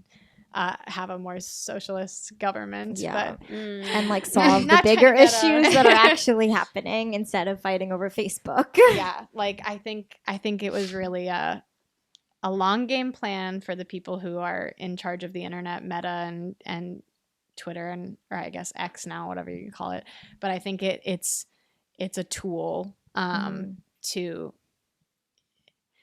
this is a crazy, like now I'm getting into it, but I'm like, the internet has become, it was a fun place to hang out and share information and share a laugh and build community. And now it's a place where you fight within the community. And so, and they want to isolate you and they want to make you feel against everyone or self-conscious or competing with everybody. Do you think we'll ever like get back to it being normal?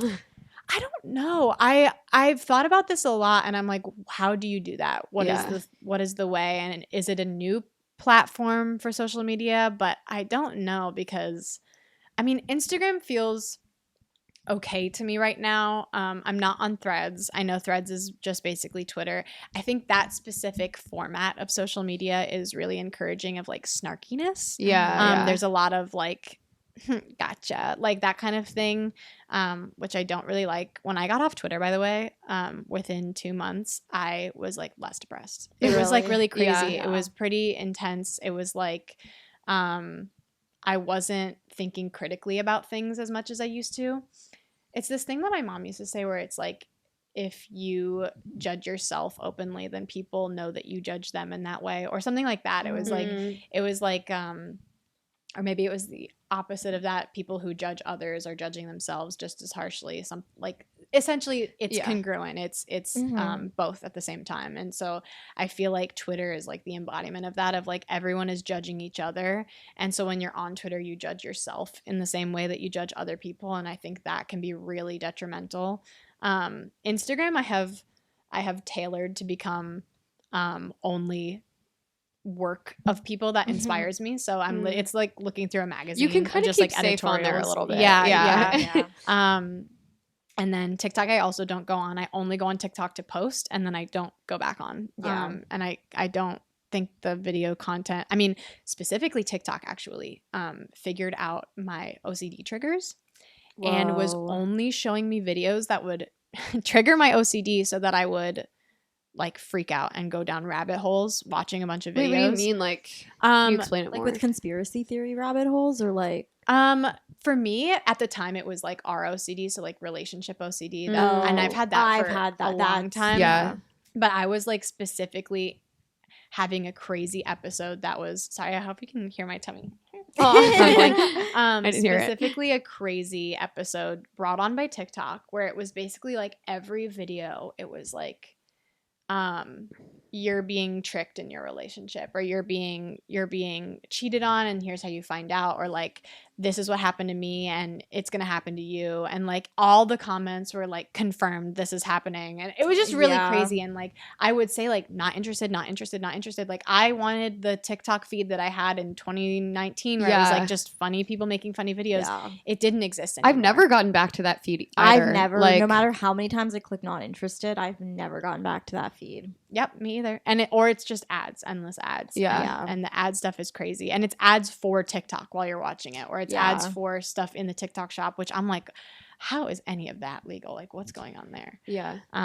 This is off topic, but did you see the ads for the Super Bowl? Oh. This is like reminding me of I was that in whole one. conversation. It was Wait, are you talking about this Serena Williams the Serena thing? Williams You ad. wanted Like to- literally just like all the ads were crazy. Wait, but what was that? Because you were gonna... Yeah. Well, I was bringing up to you because it was like she literally like was like injecting like Ozempic. It was like the Roe There were thing. so many Ozempic There were so many commercials. Ozempic commercials, and there was one where Serena Williams like injects Roe into like her veins, or then Is she's that like, the salmon eggs?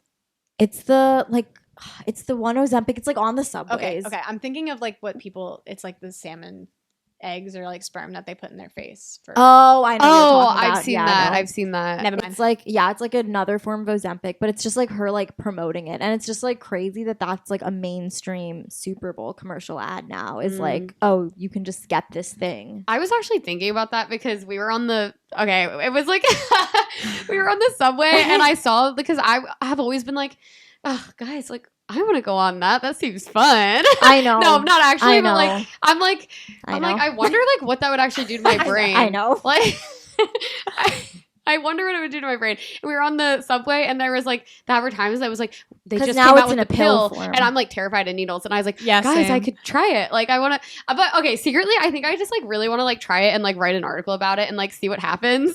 I feel like I could tell you what happens. I'm sorry, like I I'm do want to so know. scared. I'm literally any new drug that comes out. I'm like, okay, we aren't but gonna know what also, happens for it's like probably, 6 like, more literally years. same. I'm I like, know this that it is what probably would just happened like fuck me up, and like and I would go off it, and then I would just like it would probably like just have permanent effects on me or something. Well, I'm just terrified of any new drug that comes out because like you just like with like everything that happened with like opioids, like when those came out and people like didn't know they were addictive and Yeah. stuff, and so then I'm like cigarettes, like cigarettes. They were like, these are good for literally you. And then anything. it's I'm like, oh, they're the guys, number one we killer. just don't know. No, yeah.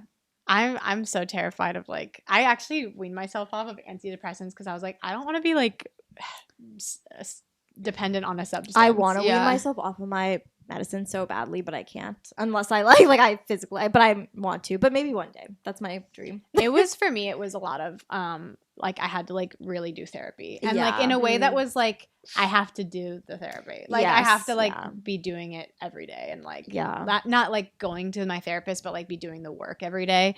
And also every time I would like sink back into a depressive episode, I would do mushrooms, which was very helpful. Which Yeah. I like did a controlled situation, so it was Mhm. like nice, but it was but that was really helpful just to like kind of reset and remind myself that there's like gratitude list also very helpful. Yeah. But anyway, Mm. not to be we're off topic now. No, No, I you're good. that also helped me a lot. Like, because I feel like I was like kind of eating disordery when I was younger, and Eating and then I did disorder. acid, and it helped me a lot. I like It's I really hadn't gotten crazy. back to that point since. Like, I wasn't even at that bad a point, but like I hadn't gotten back to like that mindset, and like even just like because I used to know what calories were in everything. Mm-hmm. You know, Same. and it like once you know, you like can't unknow. And I did acid, and now I don't know, and like haven't known since, and it's great. I'm like, girl, one pancake equals a smile. But yeah, the psychedelics really helped me. Just like reconnecting with like a childlike sense of wonder within myself. And then I was also, it just kind of reminded me of like, it's the same thing that like the vacation did, where it's like there are more ways to live and there are more things to experience, and there's not just one way, and it's not just this life. Like at any moment you can move, Yeah. or you can start doing something crazy, or I don't know. It's just like the reminder of like you're not stuck is really helpful. Yeah. Yeah. We were just talking about something, and I actually we were talking about Super Bowl commercial. I was Yeah. in one, by the way. The Charlie XCX one. I was in the Oh my god, background. yeah, I saw that on Elena's yes, close I saw friend. that on Elena's And I was like, story. Yeah. I was like, oh my god, and then there was somebody else on it too. Sophie. There were a Sophie bunch of Kate. people, yeah. Yes, Yeah, yes. Yeah. And I was like, oh my god, hey guys. There were tons of friends in the extras. It was very funny. Yeah, Yeah. It made me happy because it's like, well, I feel like as a child, I would have never thought that people like who I really actually know are like in the Yeah. like Charlie XCX music video, and that like just that's makes so me happy cool. because it like I'm just like, wow, that's like just like a cool thing. Yeah. Yeah, I'm like, I oh. like her like sense of community too, and now she keeps bringing the same people back. I think that's fun. I keep Yeah. hitting this flower. No, it's okay. Don't worry. Italian. I'm talking with my hands. Don't even But- worry. I did want to ask about, because like we're on the topic of just like the like I don't know, like the skinny epidemic kind of in like fashion and stuff, because I feel like I've seen a lot of creators kind of like go through this phase that like other people witness from the outside, where it's like, oh my God, like how do I like look like that? And like there's this like comparison thing going on that has always happened, but like I don't know like how to describe what's different right now. It's just like, I don't know, I feel like I'm noticing like a lot of like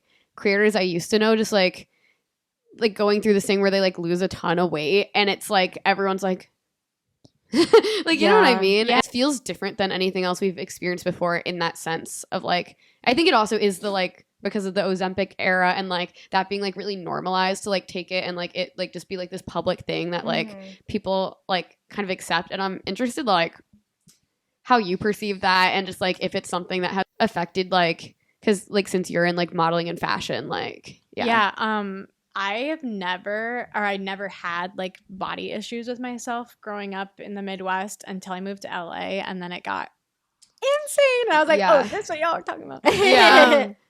But it was like, I am really excited. I think I'm kind of out of it now, but there was like a really, really bad like 2 years after moving to LA where like, I mean, LA is just such a different place. And like, especially in the modeling industry too, like everywhere that you go outside, there are photos of people, and it's like all billboards for like Botox, cool sculpting, or it's like a billboard for a movie that all these like, you know, Ozempic actors are in. And it's like, I had never been exposed to so much beauty stuff before. Like growing up in the Midwest, the like billboards were for like Jesus and a lawyer and like a weed farm that just got legalized. You know, it was very like, I mean, also in the Midwest, like body stuff isn't really a thing so much. Again, I also was always like taught to be really comfortable with my body. So like I was really fortunate to not have experienced that for a long time. And then in LA specifically, and then also going into modeling, it became like really competitive. I also like had never thought about like my body type before. Like I just was like, oh, I think I'm a pretty person. And then now it became like I saw so many people's bodies all the time that I was like, oh, like I don't like that my like boobs are wide set, or my torso is wide, or I don't have that waist, or like or my torso is short or something like that. Like there were all these things that I had never. There was a moment where I was literally like, I'm getting belly button surgery. Like that is how bad it was. Whoa. Like I was like, I hate my belly button. I want to get plastic surgery on my belly button. It's so insane. This is like what moving to New York in the first like 2 months kind of felt like to me too. It's so and crazy. I'm sure in LA, because that's like just so like getting plastic surgery is so normalized. Yeah. For, like, oh my God. Yeah. Thing. I vow to never do it, and I have to really hold myself to it because there's been multiple times. I mean, when everyone's getting the fat stuff out of their cheeks. Oh my God. I don't even think like that is like good though. Like no, I'm like saying like that was a thing, and I have always had like round or like puffy cheeks, especially when I was like 20. I just had that like baby face always, and I had never really been self-conscious about it until like that thing was happening, and then everyone was like in pictures, and I was like, oh, I like never noticed, like am I ugly? And like it was like really weird. It was like a very odd thing. And then the way I feel about it now is like, oh, actually a little puff in your cheeks is youthful. Oh, and it's also like you have such a cute, pretty, like beautiful little face. Thank you, thank you. You don't have to do all that. No, but it's true. It's true. No, like genuinely, because like hearing you say this is funny, because I feel like you're one of the people I perceive on Instagram who everyone's like, I want to look like that. You know what I mean? That's crazy. I really feel like I have that about you. Yeah. Thank you. That's so nice. I truly don't feel that way. Like yeah, it's really interesting. I also think it's been kind of a slow process of like being more interested in how I look. Like before I had like, you know, I'd have like pink hair and like bleached eyebrows, and like I was trying to look crazy and weird, or like it was about what felt the best on my head. Like I was like, oh, I just don't feel like having hair because it feels nice to not have hair. And then when I moved to LA, I was kind of like, I don't know, it was subconscious, I think mostly, and then on some level, and then conscious on another level of like, oh, I really want to put thought into how I look. More so on a fashion level, and I think that is more of like a puzzle to me. Like I love like creating an outfit. Like that is like an adrenaline rush for me, or like a sense of play for me. It feels like when you're a kid playing dress up, it's like truly clothes specifically are like I don't know. I'm like addicted. It's like literally the most greatest pleasure. It's so fun to dress up and like put something together and like wear different things, and also to like see something and be inspired by it and want to create it on myself or like wear it out, or I don't know. I just think there's so much freedom in the ability to express ourselves through clothes that I feel like not everyone takes advantage of too. And also the comments that I get being like, you dress bad, from a guy in a full black like jogger suit.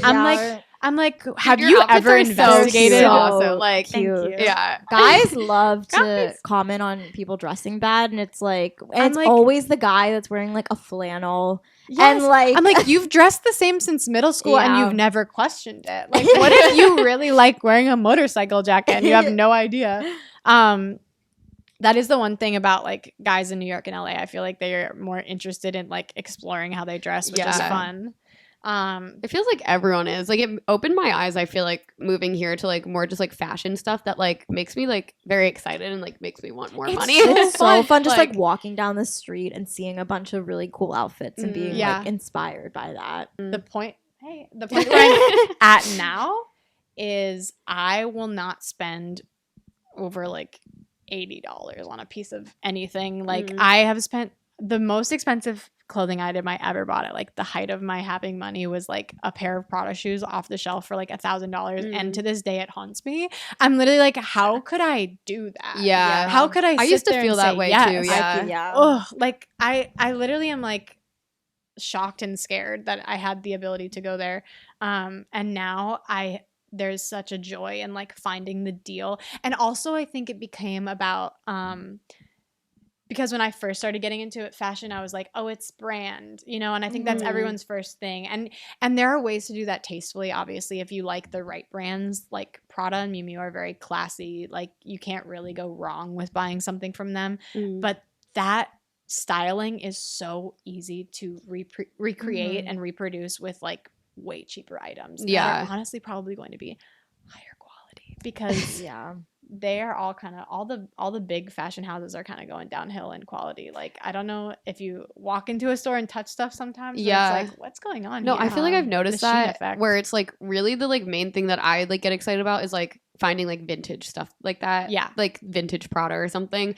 Like, I would like be really excited to like own like a vintage Prada skirt or something like that. You know, it's I think it's more accessible than you think. Like, they're very much out there. Or like, I found a brand, it was like a 60s, not 60s, it's 60s style, but it's like it was a 90s or early 2000s French brand that just made like workwear for women that was a little bit abstract. But there's a skirt that they had that looks exactly like a Prada skirt that I was obsessed with, and I was like, oh, and this is like what, $12? Yes, I will buy this one. And like, it does the same thing. Where I'm at with fashion now is like, I want to create an energy with the outfit, and it doesn't necessarily have to be the exact piece that I'm seeing, but it has to serve the same purpose. So like, and this is also how I like cut down on stuff in my closet. I was like, if I have two shoes that serve the same purpose energetically, like they're both Mary Janes, I need to get rid of one. Or like, I have two classic black shoes, I need to get rid of one.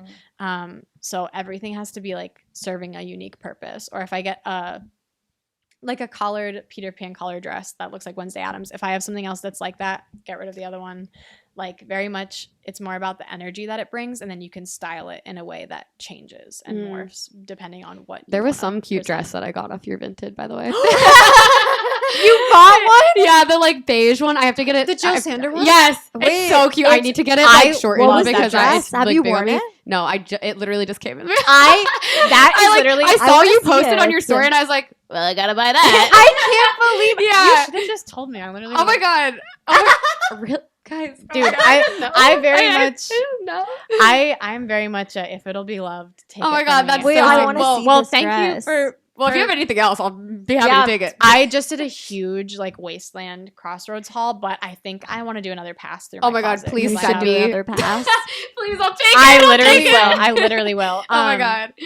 Well, oh my gosh, thank you for buying that. Yeah. Isn't that such a cute dress? It's so cute. I didn't want to sell that. I'm gonna get it shortened because it's so long on me. I tried it on. It's so long on me. It is a little long, yeah. But like, and I'm also I guess we're like the same. A little How bit is it like same floor in height, length? but like it's like down to here, right? Yeah, Oh, okay. I feel like for me, I just lower. like look better in shorter dresses. So I'm gonna same. Get Yeah, it it elongates the legs. Yeah. I had another dress that was very similar in like color and shape. Yeah. So I was like, I have to say goodbye to this one. I'm so excited and about I it. love Jill Sander too. I just love that brand. Just also like that's a good example of like maybe sometimes paying a little more for like a good brand ensures quality, which is really nice. No, and I can also, feel it in the fabric. Yeah. Also, like, where are you gonna find a dress that has like that unique like mesh underline thing? That was so cool. I love fashion. I'll send you a pic when I wear it. Yes, please. I'm so Yeah. excited. Do you have like a tailor that you love? There's like there's one like near like Maria Taylor? Hernandez that everyone loved. Yeah, that one. Taylor. He's awesome. He's a gay man and he's the best. I had a tailor who I loved, but then he left his profession to start making jeans online. Oh, that's what they all do. I need someone who will make me jeans that fit my body. Me too. Do you What know do I any do of for those? jeans? Honestly, I feel like my body is kind of hourglassy, even though I'm like really short and like small. So like I have trouble finding jeans that like Jeans are do so the hard. effect Jeans are hard. that I I want them to. will say you probably will just have to get them tailored no matter what. Yeah, I think know even that. when I went in store and bought jeans, I had to get them tailored in store because Yeah. they were like a little too long if we're both short. So Yeah. it's always gonna be a little too long. Wait, yeah, where do you buy your jeans? Because you're like almost how tall are you? I'm 5'3". Okay. 5'3". Okay. 5'3". 5'3", or maybe Okay. that's 5'3". Maybe 5 I think foot. that's what it said. Yeah, maybe 5'4", 5'4". Maybe 5'5". Maybe Oh, 4'11". yeah. 4'11". My grandma was 4'11". I'm 4'11" 3/4. Well, I'm 5 foot with shoes on. I know that. Wait, are you actually 4'11"? I'm 5 foot. I think. Okay. I grew think to at this 5 point foot. you're 5 foot. I know at this fucking point in At my this life. Okay, I point. think you're a Point. couple inches shorter than me then. Yeah. But so same Because I feel like difference. You I have to get must them be tailored. 5'1" then if you're 5 foot. Because I always Yes. said I was 5 foot. You wanna But stand I up feel real like quick? at this point I'm 5'1" and Stand you're up. 5 Let me foot. see it. Wait, should we all stand? Yeah. I don't Oh have my my shoes God. on anymore. I think this would be. What if we're all actually like 5'5"? What does the camera think? We're all 5'5". No, I think that we're all like the same. No, there's definitely a like a. I have to be honest. I'm 5'2", but I lie. Okay, yeah, I thought that. I honestly, when you said you were 5'3", I was like, no, you're not. But like honestly, I did want to ask, kind of like on the same page of fashion and everything. Just kind of like if you want to talk about everything that you're doing now, because I know you're like very like in like the fashion stuff now and stuff, which is really cool to watch, and like yeah, you're like killing Thank it. you. So if you want to talk about that, I mean, it's pretty much just like When did you get into it? Also, like, what was your intro into? like I know you said you've modeling, always like fashion loved stuff? fashion. Yeah, and wanted to be I- a fashion journalist, which is Yeah. really cool. I wanted to be like a designer when I was a child. Classic. I think I just really enjoyed dressing up. I was always kind of like a performer as a kid, and in theater too. And so I feel like there's an aspect of like that is like, oh, I enjoy creating a costume or creating a character, and like I think fashion is a part of that for me. It was also like, I don't know, very much in my family, my mom was always really interested in fashion, and her mom used to make all of her own clothes, and so she was always like, you know, there was a lot of like thought and intention that went into her outfits and my mom's outfits. And I think just seeing that and being around it made it like a fun game. And I think there's something really special about the ability to choose how you present and also like represent the things that you like. Like literally wearing a band t-shirt is to me a great fashion choice because it's intentional. It shows something that you like. You're expressing yourself. Like I feel like I'm not like nitpicky about like, you know, oh, you have to have a certain style to like do a certain thing. Like as long as it is intentional, it's true to you, and it represents something about you, I feel like that is always going to be fantastic and beautiful. I feel like this is grounding to hear. Like when I see so many creators like constantly like it's like Miu Miu after Prada after Yes. like you Yeah. know. So like I definitely had to go down that path in order to Yeah. come out on the other side. yeah, And you always want what you can't have. also like true. so many style evolutions. Like I went through the period of dressing only goth or dressing only like prairie fairy or like you know, I don't even know, clown core. There was like a weird business chic vibe. You know, I feel like I love testing it all out, and then it's kind of like I'll take in 20 things at a time, and then I'll pick my favorite 5 out of the 20 and then send them on their way, and then those 5 stay with me in my permanent collection of like style ideas, if that makes any sense. So that's kind of a crazy metaphor, but like I love trying a new style or like subculture of dress, and then seeing what about those elements I like about it, and then bringing that into my like style, my personal style for like every day. And I actually forget what I was about to say. What was the question about again? Like, you asked. Well, I was just asking, like, yeah, like fashion in general. With like, what I think you asked, like, how you got into it, and like. Oh yeah, yeah. It's always been an exploration. I like playing different characters. I like exploring different sides of myself. I like emulating inspiration. Like a lot of times, if like there was a time where I was really obsessed with like Kathleen Hanna, and so I was dressing very like Riot Girl, and like I like to reflect the things that I like, and I feel like it's like parrot behavior that a child has, but it's very much like how I get dressed. Like I'll see something that I like and I go, okay, I want to dress exactly like that. I dress exactly like that, and then I go, okay, these are the things I like about this, and then it kind of evolves from there. And yeah, I definitely did have, when I had money, the like labels phase. And then I realized it was kind of more just like, now that I have access to this, it's exciting. And a lot of times also like those more expensive things are the only like companies or brands or designers who are making like interesting stuff. Like I love really avant-garde things. Like I love a shoe that has a big flap on it or something, or like I have a plan to wear birds on my head on I think Wednesday or something. I'm gonna put a bunch of little birds in my hair, and like I saw when you like did a photo shoot with like a bird on your head.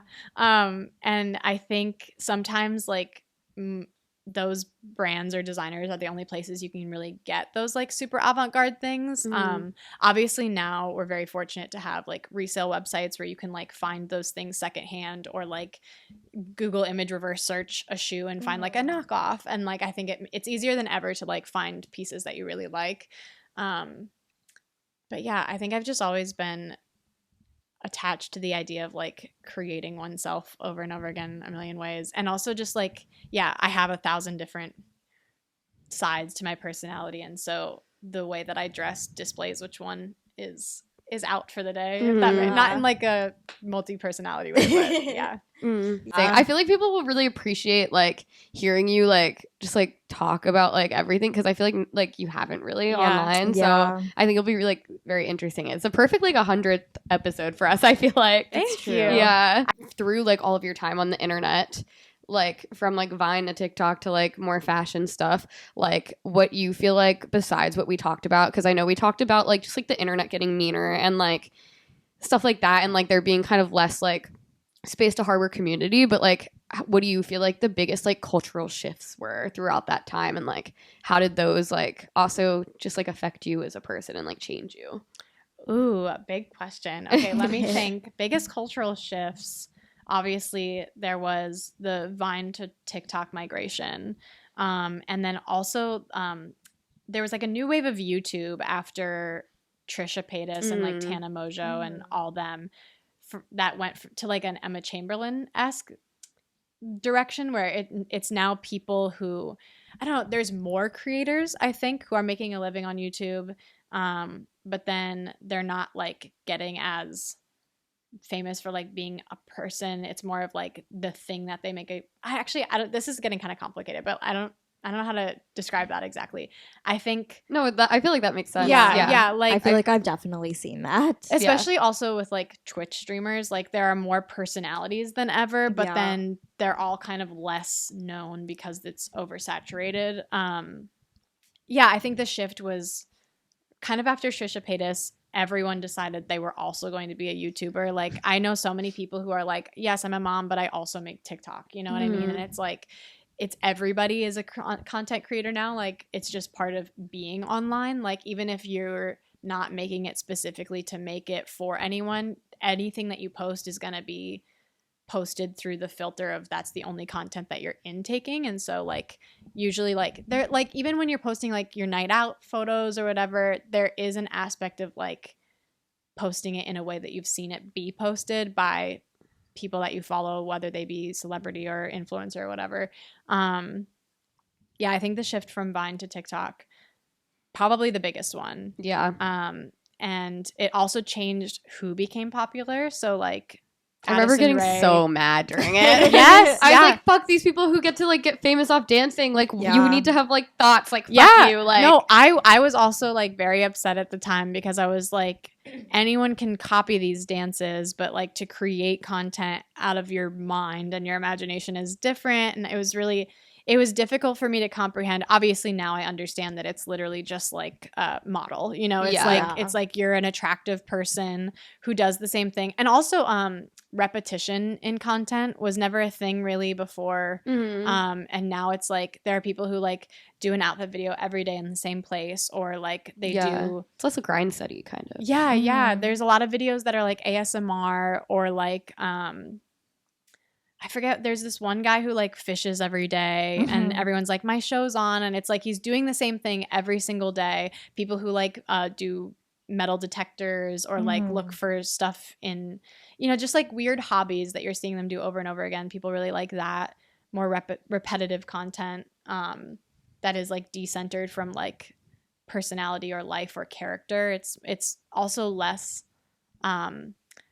it's really interesting. I think there's been a shift for like being real online, even though people have been less real than ever. And I do think it's part of the fear of like, oh, I'm going to get called cringe if I actually put myself out there and people laugh at that. That'll be awful. But I do think Addison Rae is kind of going back to sincerity in a way that feels really refreshing. Well, I was gonna say, even with like the thing of the TikTok, like when TikTok first became a thing, it is really interesting to think about like the early people that TikTok kind of made stars, and also like with Addison Rae, because I'm like, she like just had something from the beginning. Like she was so smart and just like knew something to get to like where she is now. She just had like, it's literally why people are actors, or they just like have a face that people like to look at. And she was like, okay, I'm gonna take this as far as it can go. And now she's like making her own work in a way that's, you know, because she had that platform. And I do think that's like partly luck, partly like maybe a little wealth privilege growing up, because a lot of the people who you see get famous from like doing TikTok or YouTube are usually already from a fairly wealthy background, upper middle class at the very least. I remember that really pissing me off as a kid, because I would watch like beauty gurus a lot and like YouTubers, and I'd get like so annoyed. Like I remember watching Claudia Sulewski when I was a kid and being like, oh, she's like already I want to rich. kill like, her. I want to kill that bitch. And I was like so mad. And then yeah, I think I'm not entirely familiar with Emma Chamberlain's background, but like from the videos that I've seen, it seems like she came from like a stable, you know, like if she was able to like leave school, you know, I think that's an interesting. Obviously she's made it for herself, like that everything that she did was from her own work, which is awesome. But I do think that there is like inherent subconscious like the ability to, people want to look at people who have that life, right? It's like people aren't gonna watch the YouTube video day in the lives of a girl who's like in a room with warm toned lighting. Do you know what I mean? Like my house growing up was like dark and had like yellow light in it. And like it wasn't beautiful to look at, like, you know, I mean, I love my home, but like it wasn't like a, you know, white marble top kitchen with like the blue little lights that like my friends had, and all the natural lighting and like these huge open spaces that you see in a lot of these like now teens or whatever's in the background. I think that's also really interesting. Like people don't realize subconsciously that what's in the background of this girl dancing is also influencing why they want to watch. It's like the Kardashian effect. Like they want to see a rich person or like a rich girl. Or like the popular girl. Or even like videos where the face of the person isn't even in it. Like if it's an ASMR video or like a kitchen cooking video, the like background of what the kitchen looks like does matter a lot. Nara Smith is a great example of like, she has created this crazy internet character, which there's so much politics that goes into her character that I think is really interesting. I'm so that fascinated. is so unacknowledged. I know, it's her like internet presence is so interesting to me, and I both love it and am so curious about it. I don't dislike it at all, other than like maybe the slight tones of like trad wifery but I don't think she does it in a way that's like I'm superior because I'm a trad wife. It's more of just like I enjoy this, which actually is feminism, True. They should be able to choose if they want to be a trad wife. And I think she's just like, I like providing this life for myself and my children. And then the soft tones are kind of influenced by like ASMR, but then there's a lot of like political, that could be seen as like women have to be quiet. I don't know. There's a lot of discourse about her, but I think her character is really interesting, and like people enjoy watching it because she's beautiful and also a little wealthy, and like she and her husband are both models, and they're like both beautiful. Yeah, they want to see. I want to watch this person who has a different life or a better life than me, what I perceive as me, like do something that I can't do or want to do. Yeah. It's funny. I remember like being younger, like I think in middle school, and I found like him for like Lucky Blue Smith or whatever. I was obsessed with him. He was like one of like the first, like I remember being like, because it was this what we were talking about earlier about kind of fantasizing about these guys that were unattainable. And I had this whole group of like LA guys that I pinpointed on as like a kid in Pennsylvania and was like, I want, like there was another guy, oh my God. Like Dylan Jordan too. Dylan Jordan. Like Alex Lange, I think that was his name. I had that about Christian Leave. Like really so badly. Yeah. Christian is a great friend. I was like in my school, I was like, oh my God, no boys are not doing it like this. Like no one's femme like him. I need him. That's so funny. No one dresses like he does. Yeah. No boys are like soft and like singing like indie pop music.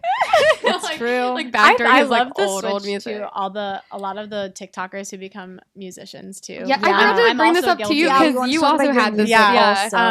But I also think for a lot of them, it's like, well, that's what I really want to be doing, and I have this platform, and so now I should use it to follow the thing that I want to do. Yeah. But then there are also people, and I will not name names, but there are also people who it's like, I feel like you're just doing this because you think that you're supposed to. You know, there are definitely some out there that I'm like, huh. And they're like usually the people who have like one song and it does not do well.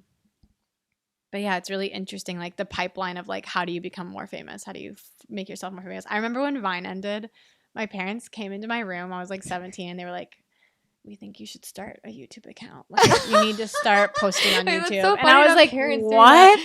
Yeah, my parents were very supportive of like all the internet stuff. They thought it was really cool. We're like, we hate to be the ones to tell you this, but they're like, you need to move your platform over. Like, you need to like bring your followers into a new space. And I was like, they can follow me on Instagram. Like, I don't want to force anyone, because at the time I was like, I'm never gonna sell out. I remember getting offered to do like a Schitt's Creek ad on Vine for like $1,000. Oh my God. Oh my God. Also, for a 6-second video. Yes, for a ridiculous 6-second video. Literally. We were just talking about this. No, I remember when people were like, when David Dobrik was talking about the amount of money he used to get on Vine ads, and I was like, holy shit, I didn't know that this was happening. Yes. The way that influencers got paid when no one really knew what to do with influencers was insane. Businesses were giving away money. Yeah. It was like truly so insane. It was crazy. Like things that you would get paid $200 to do now were like $5,000. It was like truly so wild. A lot of people also figured out like the free gifting stuff can also be a way to like get in with influencers. Really interesting. It's so crazy to me also, like being on the other side of influencer culture, realizing that every rich celebrity that you know and follow, like all of it. Hi. Hello. Sorry, the door still can't open. I was always like, oh, Kim Kardashian's so rich. But like, I don't know. I guess subconsciously I assumed she paid for like medical stuff at least, at the very least. I got an offer from a dentist who is Kim Kardashian's dentist, and he was like, hey, I will whiten your teeth, and there's other like procedures we can do as long as you post about it. My God. And I looked at his Instagram. He did Lana Del Rey. He did Kim Kardashian. And I was like, there are people who can't afford healthcare or like health services that they need, and they have to pay out of pocket for these things. And then there are people who have an overabundance to pay for these things, who should be paying for these things, if anyone. Yeah. And they're the ones who are getting it for free and I was just like, oh, wow. Like it's, and then I'm like, oh, and then all the clothes she gets for free. Like she can go anywhere for free. Like as long as she posts about it, as long as she is seen there, it's like that is the currency, which is just so crazy. It's like, I don't know. I guess it's always subconscious, and you kind of think also that influencers make a lot of money, but I don't think a lot of them do. I think you have to have over 1 million followers to make any kind of like full-time living on. Yes. I think it's like truly,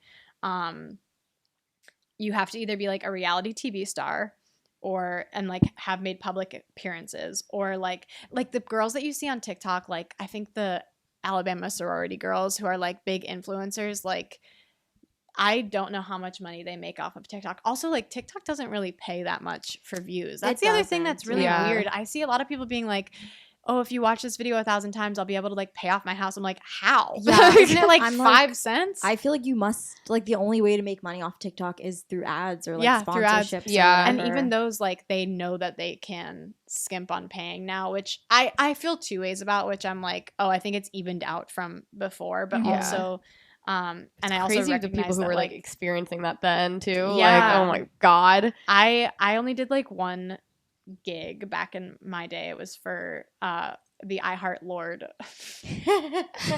thing, and like I think it was like 2018, and we just had to like make a Vine about being at the I Heart Lord concert. We got to meet Lord, which that's so fun. I remember when people did that, cool. because I remember when Dana and Sydney and Savannah got to go back. I was talking to Savannah about this for Fifth Harmony. Oh my God, yes! And I was so jealous. I was like, fuck, like I want to do that. Like I want to be backstage with Fifth Harmony. Like it was so I was a crazy. Fifth Harmony stan.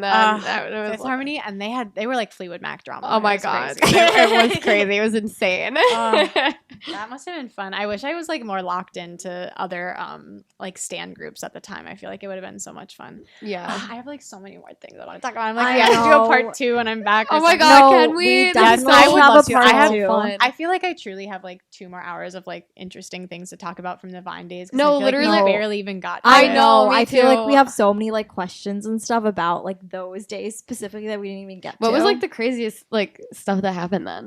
Let's try and fit it in. Definitely VidCon. There were so many parties.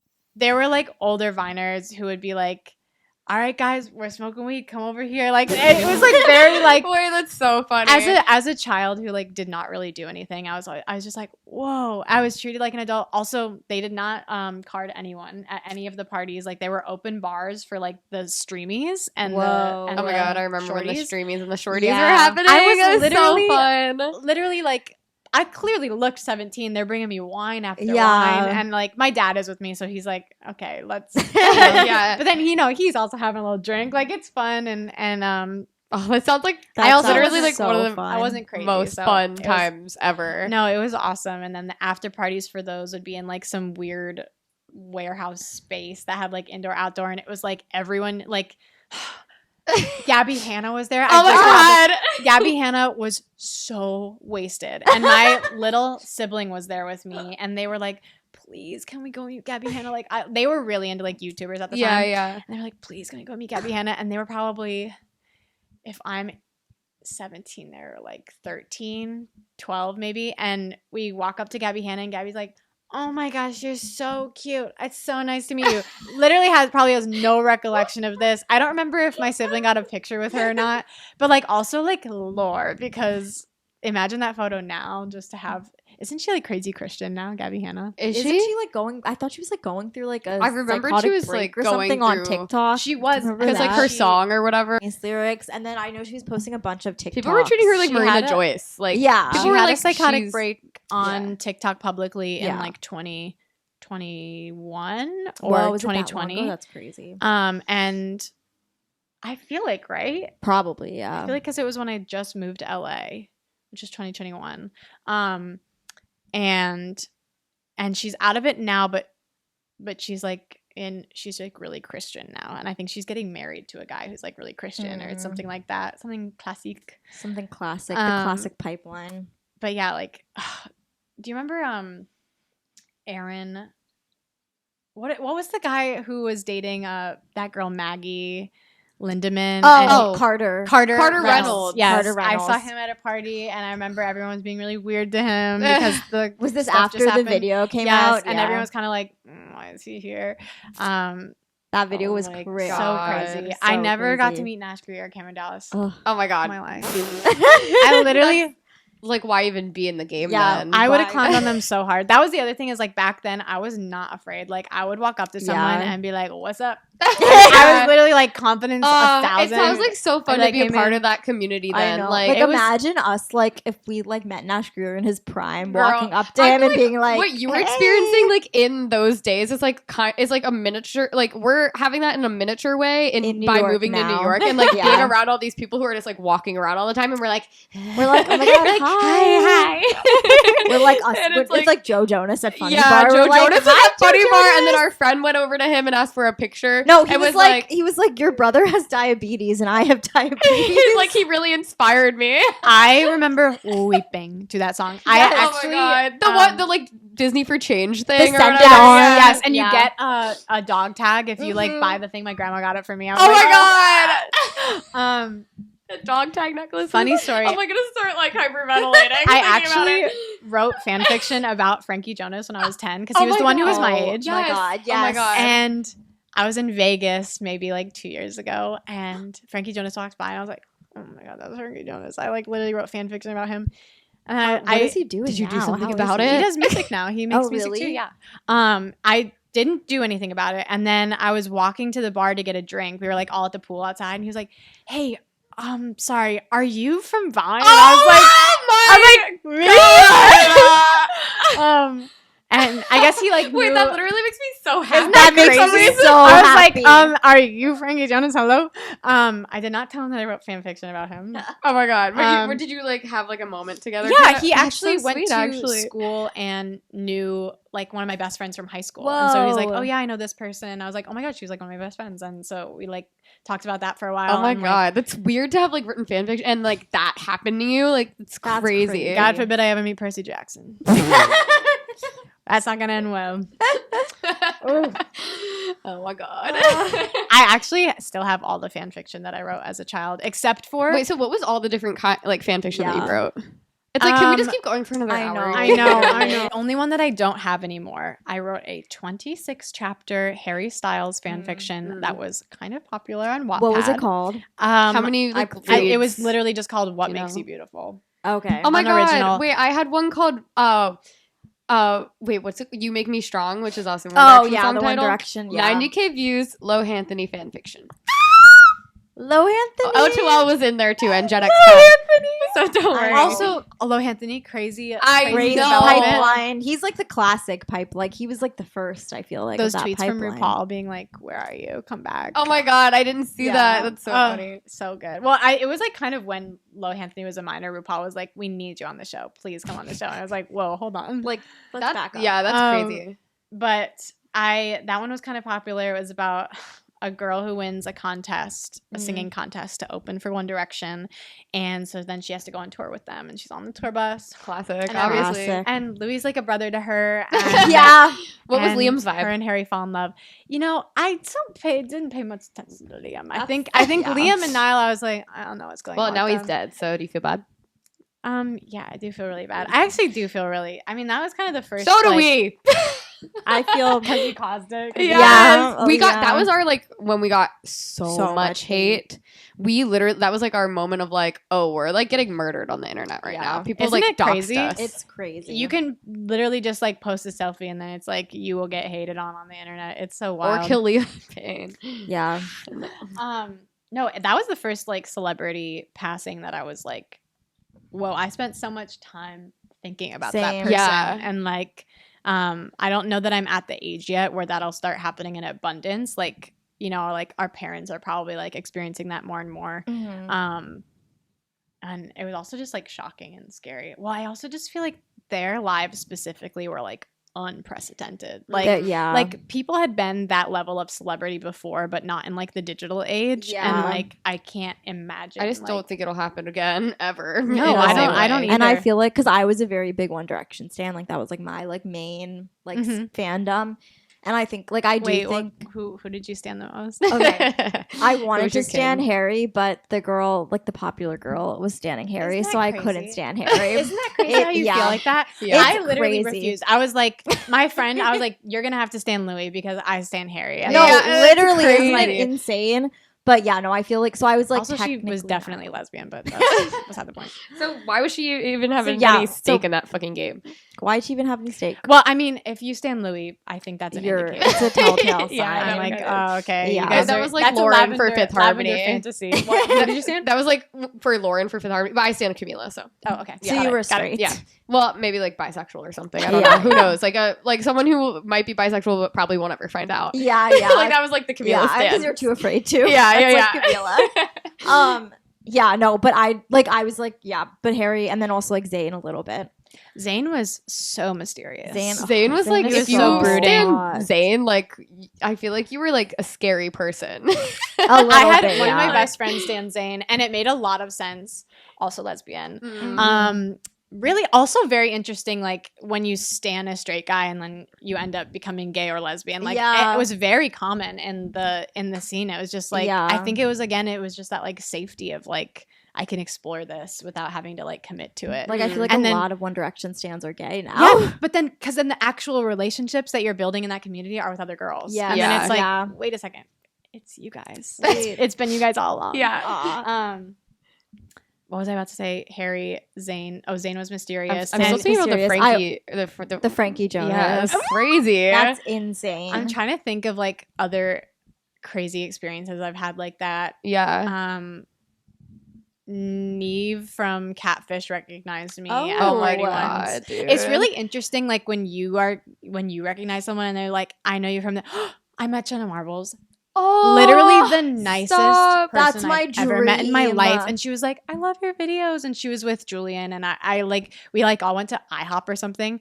And wait, when was this? This was during VidCon in 2016. Oh my God, and so she was like just about to leave the internet. Such an important person. I was like, are you kidding? Like, I grew up watching your videos. I love you. You're so funny. And she was like, oh no, haha. Literally like, she would say that, yeah. Literally the nicest person I've ever met in my life. I'm trying to think if anyone wasn't. That's what's nice. Because I remember she got like, didn't she leave the internet because she got canceled or something? Yeah, but it was like for some dumb reason. It was like something that she had done in the past and already apologized for. She apologized again and then was like, I'm done. I think she was just kind of like, I'm over this. Which is she was like crazy because it kind of feels like that moment was like a lot, like had a lot of foresight into like where we were headed. Because I feel like it wasn't even that bad of like canceling at the time. Like people weren't, but it also was because it's like she did not do crap.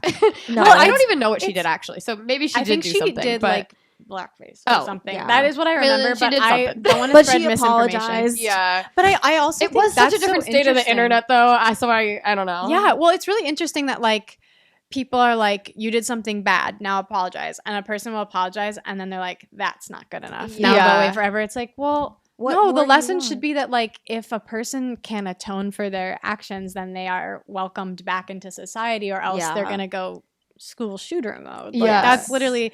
If you offer them only exile, then there's nothing to strive to be a better person for. What's the point? I do think that like if you decide to just like ignore what people are saying, like you can just keep going and it will be fine. Oh, but yeah, it's just like people also forget. They don't really care about it. They just like want to say things about it on Twitter and then like they get their reality likes. TV. And then it's like, oh, okay, I got my likes so that I could like have this moment. Because I remember like I was thinking about it earlier when you were talking about it, like and that like just the internet getting meaner. And I was thinking about how like when I was a Tana Mojo stan on Twitter, like I would like do anything for likes. I feel like where like she wouldn't like someone and like I had no clue if this person was actually like a good or bad person, but I would like try to get that viral tweet that was like, here's the tweet about like this person being bad. You know what I mean? And it's like that probably like made them go insane. And I think about it now and I'm like, oh, I was like 17 or 16. Yeah, like 16 doing that. And it's like I understand where the thought process comes from. Like it's not even like people are always being evil. Like it's just kind of like, oh, it's so unconscious behavior. Honestly, one of the things that has been the craziest part of being an online person is when people say something about you that is not true. And like they don't realize that they're saying something that is not true. Like there was so many like or a joke about you becomes the truth about you in a way, like the way that it snowballs. So like I'll give a couple examples. one more recent was I posted like a photo in my grandma's fur coat, and I was like, I love my grandma's fur coat or whatever. And some girl like commented the joke like, girl, I sold that to you on Depop. And some I think I saw you talk about this before. Yeah. It was, and then some like meme account like screenshotted that and posted that, and it got like 30,000 likes. And everyone in the comments thought it was real. Like thought it was like some influencer who was like posting something fake or whatever. And I thought the joke was funny, but then also there was part of me that's like, whoa, now all these people for the rest of their life, whenever they see my face, are going to attach it to this idea that they have about me based on this joke. And I was like, I love this joke. I don't want this post taken down, because the person actually DM'd me and they were like, hey, do you want me to take this down? I was like, no. Because I think it's funny, and also being a person online, you have to kind of just be okay with people believing anything about you. Because it's always going to happen. But I was like, it's so interesting now that like I don't have control over that. Like for the rest of my life, there will be people out there who saw that post that one time before I said anything about it, or before anyone said anything about it in the comments, and might not even see what you respond to it. And just be like, that person did that. And there was one that I still get DMs about to this day, or comments about, snarky little like, didn't you do this? So I posted on my story in like 2017 or 2018 that I didn't like fake freckles. There was like a trend where people were doing fake freckles, and this was before fake freckle technology was good. So keep that in mind. It was like people were putting like black eyeliner dots, and I think I was just like, I don't like how they look. They're tacky. I also like made a comment about, I think it's weird that I was made fun of for having freckles growing up. Whatever, guys. Again, this is another reason I don't put my opinion on the internet, because in hindsight, it's always going to be so stupid. I feel like every time you've said kind of like that, you've done that in like the specific thing, I'm like, no, it makes sense, because that was genuinely just what people were posting at that was time. The time. Like in context, it makes a lot of sense. So like I post like, I used to get made fun of for my freckles, and now they're a trend. I just think that's interesting. That's literally what I said. I was like, trying to be snarky. And then someone posted on Twitter, like that was on Instagram. Someone posted on Twitter, like, this person just cried on their Instagram story about fake freckles and said that they were cultural appropriation. Oh my god! Oh my god, that's awesome. You should have. Literally, I wish you said that. I feel like I've crazy. Seen this like this. Yeah, because I think you made it like a TikTok about this. I think, right? Maybe. I don't know if I've ever like fully. I feel like addressed it. I've definitely replied to comments, because people will be like, I just saw the fur coat thing. Actually, yeah. People will still comment on my TikTok being like, aren't you the girl who said freckles were cultural appropriation? Like trying to get me. And I was like, yeah, I never said that. But I'm kind of nice about it now, where I'm like, oh, actually, that's not true. This is what happened. But now I just ignore it, because I'm like, I don't want to feel like I need to respond to everything. But like, yeah, there's just been so many times where like you post something and then someone else says something about it, and that becomes the truth about you. Really crazy. We need like a website that tells you all the truth, and it holds all the truth, and it's kind of like the dictionary. I think Donald Trump has that. Truth Social. Okay, yeah. I'm glad that he did it. We need our president to, support us as a community. We have that. Thank God. Do you have to go to your meeting? Yeah. I'm so sorry. I gotta get out of here. I'm literally having so much fun. No, I'm like, I don't want to leave. I don't want to having me. This is so much fun. We love you. I'm literally like, what are you guys doing? I'll come back. Oh my god, do you want to hang out? We're going to see The Moment tonight. You want to come? Have you seen it? I don't think I can tonight. Okay. Should we do it? Like what? Okay. So this is our 100th episode. Let's acknowledge this right here. This is our 100th episode. And we're kind of like thinking about ending our bit, or should we finish our bit? Do you want to do the bit or no? You don't feel any pressure at all. Don't feel pressure. I'll be here. Okay. Well, normally we have our guests do the bit. We have been wanting to end the bit because we're just so tired of having to ask our guests to do it. I feel like we're having a good conversation, and then it kind of gets to that point, and it's like gets sent down a hole. It's like right. I'm glad that you don't like judge us for it. Yeah, no, I think it's funny. I'm like, any trolling I respect. You know what, Josh? Sorry, we're not fucking asking for you again anymore. Memory card. This is the longest episode we've ever done. Actually, and I could keep going. And we could keep going. I was literally like, should I come back after my meeting? Well, we have movie night though. Oh yeah. You guys have movie night. Okay, here's my last thing I was gonna say. I had an idea, like in place of our little bit, like the bit's over. Okay, bye. Sorry. Bye, bit. What? Okay, would you be down to recreate the Vine? Yeah. That one's tough for me. Only because... Or we could recreate a different one that's like iconic. I don't like recreating them. That's the only thing is That because makes I sense. very much like... They're from a time. Yeah, I feel very like they're like a child of the past. Yeah. I was offered to recreate one. I was like, $20,000, I'll do it. Are you That's serious? Oh my god. I was like, I would take 20 to 50K to redo the Vine, and I think there's someone out there who will pay that. Oh, I like think they they will. did not. If Like anyone you're was saying wanting that's to what you pay- would've. They were like, will you recreate it for like some music video for some band? I was like, I will only say yes if. Would you do if it was like a really cool band? What if it was Vampire Weekend? No.